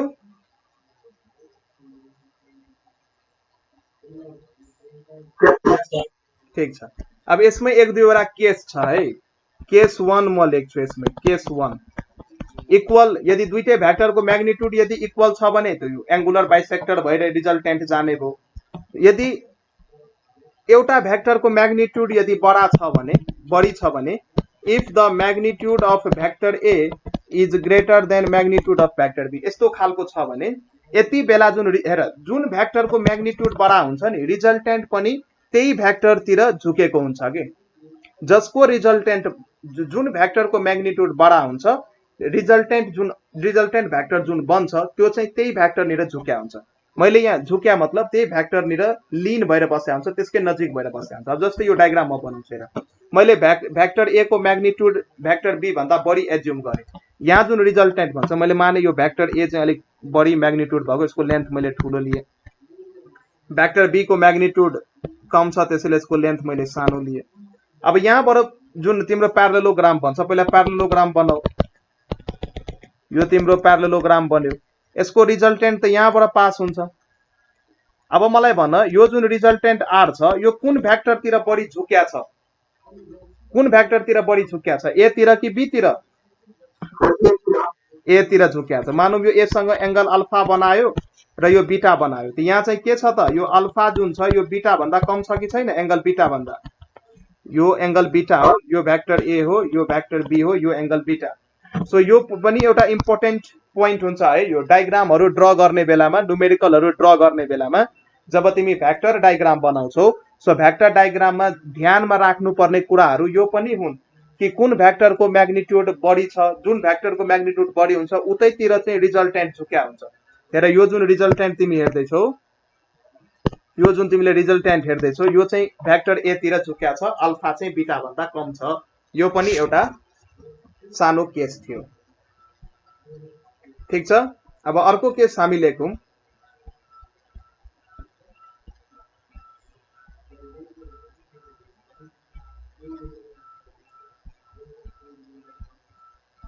अब यसमा अघि मैले माथि त्यो एउटा फर्मुला लेखेको थिइनँ, त्यो फर्मुला ल म डिराइभ गरिदिन्छु। ल यो माथिको जो फर्मुला कसरी एंगुलर बाइसेक्टरमा जान्छ र रिजल्टेन्ट एउटा स्ट्यान्डर्ड फर्मुला बनाएर दिन्छु। त्यो फर्मुला चाहिँ घोक्नु है। यो न्यूमेरिकलहरु सल्भ गर्ने बेलामा आईओई मा यस्तो खालको फर्मुला लाग्ने, एक एक छिनमा एक एक मिनेटमा तिमीले सल्भ गर्नुपर्ने हुन्छ। अब किनकि टाइम चाहिँ एकदमै म्याटर्स गर्छ के कुनै पनि इन्ट्रान्स एक्जाममा। सो तिमीले एकदमै स्लो लगाएर एकदमै ढिलो लगाएर कुनै क्वेशन एटेम्प्ट गर्छौ भने अरु क्वेशन गर्न भ्याइदैन। त्यसैले एकदमै सर्टकट ट्रिकहरु, सर्टकट फर्मुलाहरु, जेनरलाइजेशन्स केसहरु जेनरलाइज गरेर म बताइदिन्छु। त्यो चाहिँ मेमोराइज गरेर बस्नु। अब हेर त एउटा म फर्मुला यहाँ लेख्छु। सो यो फर्मुला याद गरेर बस्नु। हेर मानौ मैले दुईटा भ्याक्टर लिए, भ्याक्टर ए र भ्याक्टर बी। यो दुईटैको म्याग्निट्युड मैले सेम माने। मैले सानो ए चाहिँ यसको म्याग्निट्युड एज्युम गर्दिए। दुईटै भ्याक्टर छ, दुईटैको म्याग्निट्युड सेम छ। ठीक छ। Two vectors of equal magnitude भन्न खोजे हो। यो चाहिँ मैले के लेखे हो? Two vectors of equal magnitude. र अब यसको जुन रिजल्टेन्ट हुन्छ त्यो चाहिँ के हुन्छ त? यो दुईटा भ्याक्टरको जुन रिजल्टेन्ट हुन्छ त्यसले चाहिँ यो दुईटैको एंगललाई बाइसेक्ट गर्छ। The angle between them is theta. अब मानौ यो कसरी तिमीले लेख्नु। मानौ यो भ्याक्टर ए भयो, यो भ्याक्टर बी भयो। यसरी यो भ्याक्टर ए, यो भ्याक्टर बी, यिनीहरुको बीचको एंगल थीटा। यस्तो चाहिँ भन्न खोज्या। Theta is the angle between them. र यहाँबाट जुन रिजल्टेन्ट निस्किन्छ, यो रिजल्टेन्ट यहाँबाट जुन यो रिजल्टेन्ट निस्किन्छ यसले चाहिँ के गर्छ? त्यो एंगललाई बाइसेक्ट गर्छ। कुन बेला? जब ए को म्याग्निट्युड बी को म्याग्निट्युड सँग सेम हुन्छ। र यो बेला चाहिँ रिजल्टेन्ट कति आउँछ, कसरी निकाल्ने? सो सिम्पल फर्मुला छ हामीसँग। दुईटा भ्याक्टर छ, दुईटैको म्याग्निट्युड मैले सेम ल्याछु। भ्याक्टर ए को म्याग्निट्युड भ्याक्टर बी सँग इक्वल छ, यसलाई मैले ए माने। अब एंगल चाहिँ थीटा दिएको छ। त फर्मुला लगाउ त रिजल्टेन्टको। हाम्रो मास्टर फर्मुला यही त हो। फर्मुला हाम्रो के छ? हाम्रो फर्मुला के थियो? A square plus B square 2ab cos theta थियो। अब दुईटै भ्याक्टरको म्याग्निट्युड मैले सानो ए एज्युम गरेको छु। त ए स्क्वायर प्लस बी स्क्वायर को ठाउँमा सानो ए स्क्वायर प्लस सानो ए स्क्वायर प्लस 2a इन्टु ए, त्यो पनि 2a स्क्वायर cos थीटा हुन्छ।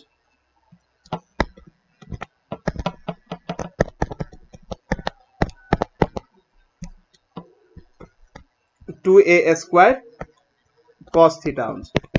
अब यहाँबाट के हुन्छ त? यो पनि 2a स्क्वायर भयो। यो पनि एकछिन let me.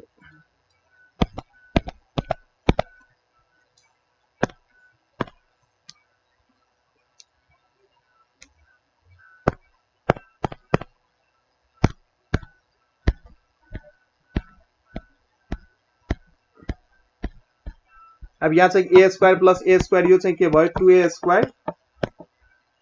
A plus A square यहाँ भयो 2a स्क्वायर र यता भयो 2a स्क्वायर cos थीटा। र यहाँ तिमी 2a स्क्वायर कमन लिन सक्छौ। एउटा म फर्मुला बनाइरहेको छु। यहाँ हुन्छ 1 प्लस cos थीटा र 1 प्लस cos थीटा को ठाउँमा 2 cos स्क्वायर थीटा बाइ 2 लेख्न सकिन्छ? भन। 1 प्लस cos थीटा को ठाउँमा 2 cos स्क्वायर थीटा बाइ 2 लेख्न सकिन्छ? 1 प्लस कस थीटाको ठाउँमा 2 कस स्क्वायर थीटा बाई 2 लेख्न सक्यो। अब यहाँ चाहिँ अब यसलाई जब तिमी सल्भ गर्छौ यता भइदिन्छ 4 A square cos square theta by 2, 4 A square cos square theta by 2। अब 4 बाहिर निस्किन्छ in the form of 2, A square बाहिर निस्किन्छ in the form of A, र कस स्क्वायर थीटा बाई 2 बाहिर निस्किन्छ in the form of cos theta by 2। यो चाहिँ हाम्रो रिजल्टेन्टको म्याग्निट्युड भयो। सो यो फर्मुला याद गर्नु 2a कस थीटा बाई 2। यो मैले 1 प्लस कस थीटाको ठाउँमा 2 कस स्क्वायर थीटा बाई 2 लेखे। यो 9-10 क्लासको ट्रिग्नोमेट्रीमा तिमीहरूले पढेको हुनुपर्छ। यो फर्मुला कसरी आयो बताइदिनु पर्छ कि बुझिसक्यौ भन? बताउनु पर्दैन नि? ए ल ल ठीक छ। सो हजुर यो तलको हो 2a ए मैले तल गरिसकेँ बाबु। यो अझै माथि गर्नु कि तल गर्नु भन्नु त? देखिरहेछौ?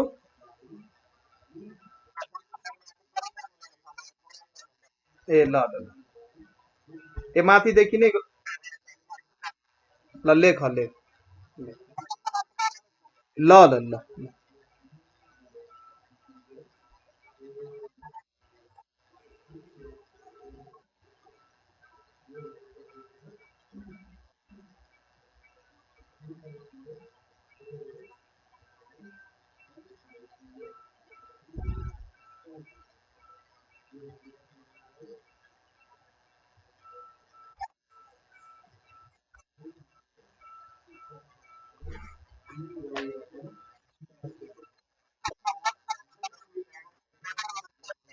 हजुर सोध बुझ्यौ? ल सार माथि गरिदिनु ल ल सार ल सुई सुई सार। केही छैन, सिम्पल सिम्पल क्यालकुलेसन हो, गर्न सक्छु, त्यस्तो केही छैन। अब यो एउटा अझै एउटा अलिकति लेखाउँछु र आजको क्लास अब सिद्धिन्छ।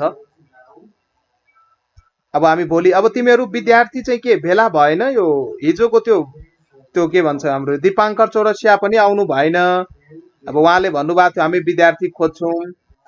अब आज त आएको होला भनेर म त आएँ पढाउन। अब स्टुडेन्टहरू हुँदैन भने हामीलाई नि गाह्रो हुन्छ त।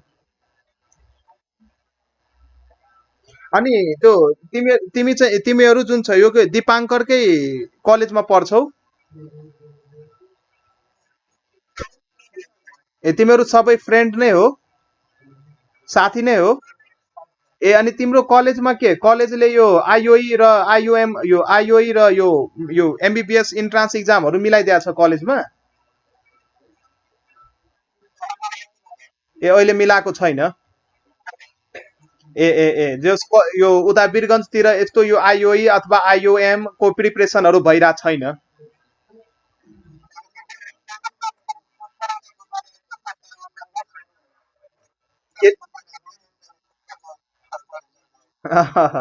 ठिक छ ठिक छ ठिक छ। तिमीहरूलाई पढ्न मन छ भने मसँग मेरो लेक्चरहरू कस्तो लाग्छ? मैले पढाएको बुझिन्छ? ल ल विद्यार्थीहरू भेला पार बाबु, सकेसम्म धेरैजना भयो भने कम्तीमा 30 जना भयो भने नि बल्ल पढाउन मजा आउँछ के। 30 जना भयो भने नि बल्ल क्लास इन्ट्रेस्टिङ हुन्छ। अनि जान्छ 2 घन्टा 3 घन्टाको भिडियो लेक्चर्सहरू हाम्रो नन स्टप हामी पढ्छौँ। 30 जना कम्तीमा भेला पार न तिमीहरू। अब थोरै हुन्छौ भने अब हामी अलिक बढी पैसा भन्छौँ, तिमीलाई नै गाह्रो हुन्छ। त्यो सबै कुराहरू एक्सप्लेन गरिदिनै सक्या हो। सो अलिक स्टुडेन्ट्सहरू भेला पार के वीरगन्जमा पढ्ने केटाहरूको कमी भइसक्या हो।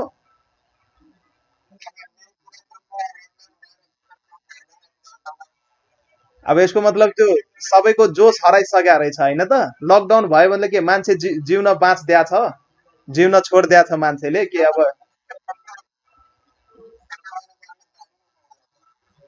ल ठिक छ। अब तिमीहरू अब हेर तिमीहरू अब मलाई थाहा छ तिमीहरू कस्तो खालको केटा हो। अब हाम्रो यस्तो समुदायमा केटाहरू यो पढ्छन् के खुङखार हुन्छन्, कि त पढ्दै पढ्दैनन्, पढ्यो भने खुङखारै पढ्छन्। यो पालि नि यो कमन इन्ट्रान्स टपर पनि एउटा झा नै हो। त्यो नि गभर्नमेन्ट स्कुलका विद्यार्थी हो त्यो नि। सो पढ्ने स्टुडेन्ट्सहरूको ग्रुप छ भने हामी 1-2 दिन टाइम दिन्छौँ, केही छैन, ग्रुपहरू बनाऊ, यो कुराहरूलाई फैलाऊ, चारैतिर फैलाऊ, र सकेसम्म बढी स्टुडेन्ट भयो भने हामी एकदमै कम प्राइस लिन्छौँ। हामीलाई त्यो यहाँ जग्गा जमिन किन्नु छैन काठमाडौँमा, हामीलाई जो 2 छाको खाना भयो भने, घर भाडा तिर्न भयो भने हामी देशलाई पढाइदिन्छौँ के। हामी चाहिँ त्यो अरू फिजिकल इन्स्टिट्युट जस्तो गर्दैनौँ, हामी मजाले पढाइदिन्छौँ, पुरै देशकै जिम्मा लिन्छौँ हामी। तर एक नम्बर अफ स्टुडेन्ट बढी हुन्छ। तिमीहरू 500 जना भेला हो न, 500 जना भेला भयो भने एक जनाको 500 रुपियाँ मात्रै लिन्छु ल, 500 जना भेला हो। सो नम्बर अफ स्टुडेन्ट्स बढ्दै गयो भने त्यो कस्ट पनि कम हुँदै जान्छ के, अनि हामीलाई नि यो चलाउन सजिलो हुन्छ। अहिले त म बल्ल फिजिक्स पढाइरहेको छु, केमिस्ट्री त मैले स्टार्टै गरेको छैन, म्याथको क्लास स्टार्टै भएको छैन, इङ्ग्लिसको क्लास स्टार्टै भएको छैन। त्यो सबै टिमहरू छ हाम्रो, म्याथको हाम्रो एकदमै सुपर टिमहरू छ, उनीहरूसँग तिमीहरूले पढ्नै पाएको छैनौ।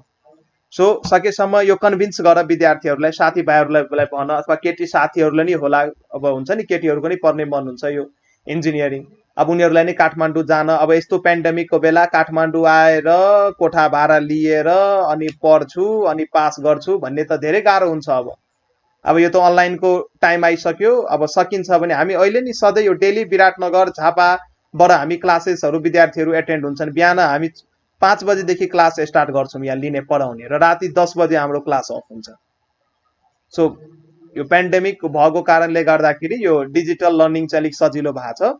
सकेसम्म स्टुडेन्ट्सहरू भेला पार्नु, यो चाहिँ तिमीहरूसँग एउटा मेरो के भनौँ यो रिक्वेस्ट बुझ्न सक्छौ, ठिक छ। विद्यार्थी भेला पार्नु पर्यो, अनि ठिकै छ। आज कति 2 घन्टा चाहिँ 6 बज्न लागेछ, ठिकै छ, आज यति गरौँ, अब हामी भोलि गर्छौँ नेक्स्ट कोर्स अरू कुराहरू, ठिक छ है। हजुर भिडियोमा म आउँदिनँ, टाइममा आउँदिनँ, के भन्छ?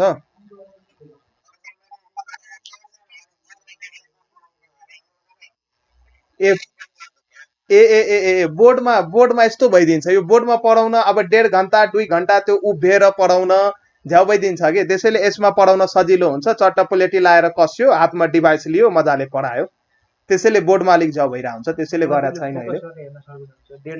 र यसमा चाहिँ यो क्ल्यारिटी पनि राम्रो हुन्छ के, भिजन पनि राम्रो हुन्छ, र डिफ्रेन्ट इफेक्टहरू युज गर्न पाइन्छ के, सेप्सहरू सिम्बल्सहरू युज गरेर पढाउँदा विद्यार्थीलाई सजिलो हुन्छ, त्यसैले यसमा पढाइरहेको हो।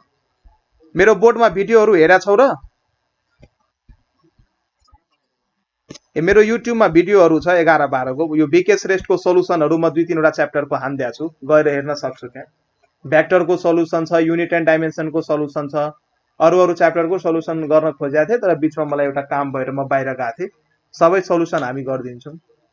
21,000 भिडियो बाबु युट्युबमा हाम्रो फ्री अफ कस्ट त्यहाँ पब्लिस छ, हेर्न सक्छौ, त्यहाँ कति मेहनत छ। त्यहाँ क्लास नर्सरीदेखि मास्टर्स लेभलसम्मको भिडियोहरू छ त्यहाँ, एकचोटि गएर भिजिट गर्नु, फ्री भएको बेला एकछिन फेसबुक नचलाउनु र एकचोटि च्यानल भिजिट गर्नु, त्यहाँ के छ थाहा पाउँछु आफै।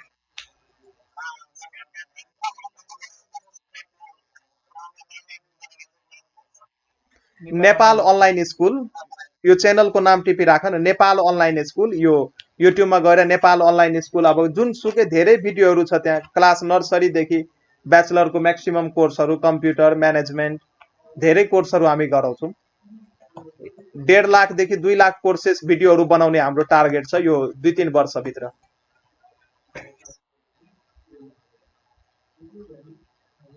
ठिक छ।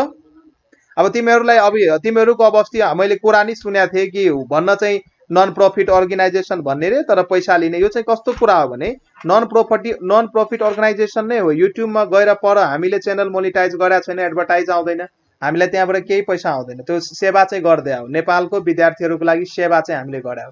तर यसरी अब पर्सनल ट्युसन दिइसकेपछि त्यसको लागि हामीले टाइम म्यानेजमेन्ट गर्नुपर्ने हुन्छ, टिमलाई मिलाउनु पर्ने हुन्छ, ग्याजेटको कस्ट हुन्छ, अथवा अब तिमीलाई हामी यति पढाउँछौँ, हामीलाई चिया खाजाको नि पैसा आउनु पर्यो कि परेन? भन त, भन।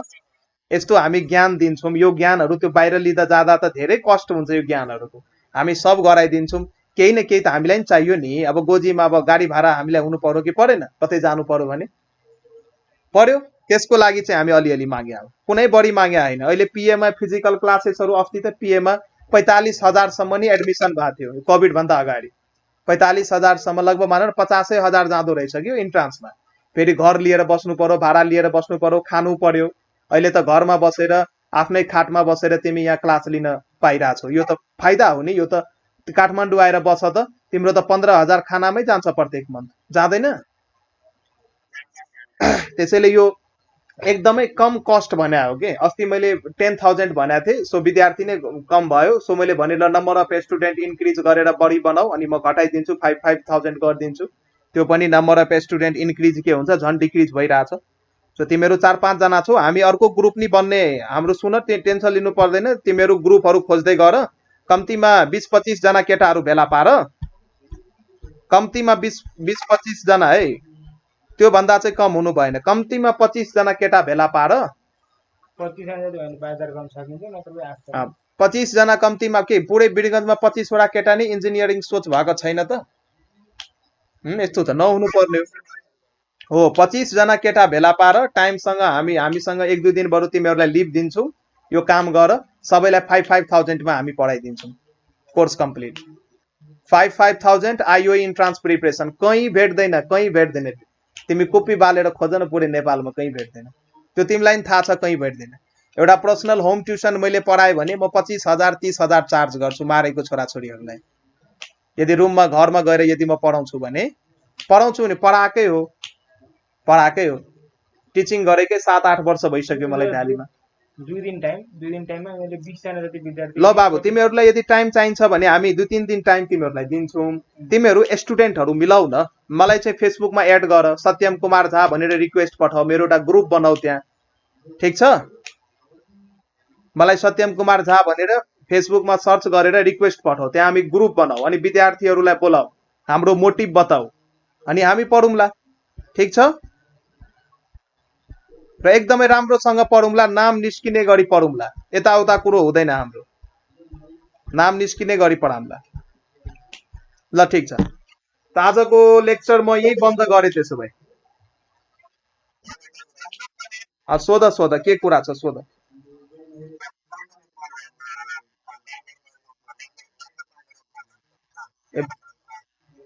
बत्तीको प्रब्लम छ होइन त? अब सुन न त, अब बत्तीको अहिले अहिले अहिले तिमी गाउँमा छौ कि वीरगन्ज बजारमा छौ? गाउँमा छौ? अच्छा सुन त, अहिले चाहिँ के हुन्छ भने यो गुगल क्लासहरू पढ्न, यो अनलाइन क्लास पढ्न, यो एकचोटि मोबाइल चार्ज गर्छौ भने यो के भन्छ, यो एनटिसी एनसेलहरूले यो एकदमै कम कस्टमा प्याकहरू दिएको छ कि अनलाइन क्लास पढ्न। त्यो कुराहरू थाहा छ तिमीहरूलाई? हो, त्यो 100-150 रुपियाँको प्याक लियो भने मजाले 1 महिना पढ्छौ। रह्यो प्रब्लम बत्तीको, अब कुलमान चाहिँ अब हाम्रो कुलपति भइसक्नु भएको छ, अब चाहिँ बत्ती जाँदैन, र अलिअलि गए नि अलिअलि म्यानेज चाहिँ गर्नुपर्छ। हजुर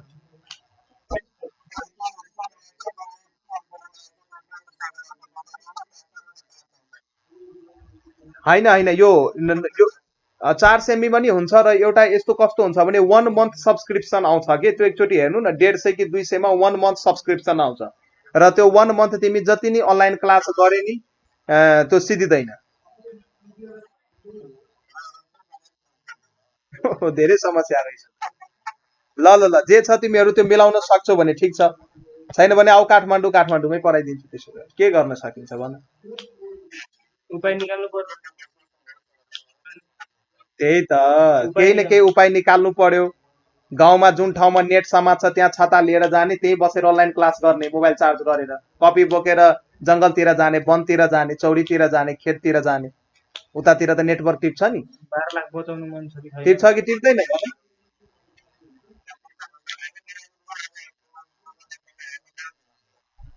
यो आज पढाएको भिडियो रेकर्डिङ हुन्छ, रेकर्डेड हुन्छ। यो आज हामीले रेकर्ड गरेका छौँ, हिजोको चाहिँ रेकर्ड भएको थिएन। यो लगभग 2 घन्टाको भिडियो रेकर्डेड छ, हामी प्रोभाइड गरिदिन सक्छौँ यो भिडियोहरू। सो तिमीहरू हाम्रो पर्मानेन्ट स्टुडेन्ट बनेर एउटा विश्वास त देखाऊ। हामी यति मेटेरियल जति पनि हामी क्लास लिन्छौँ सब रेकर्डेड हुन्छ, हामी सब प्रोभाइड गर्छौँ।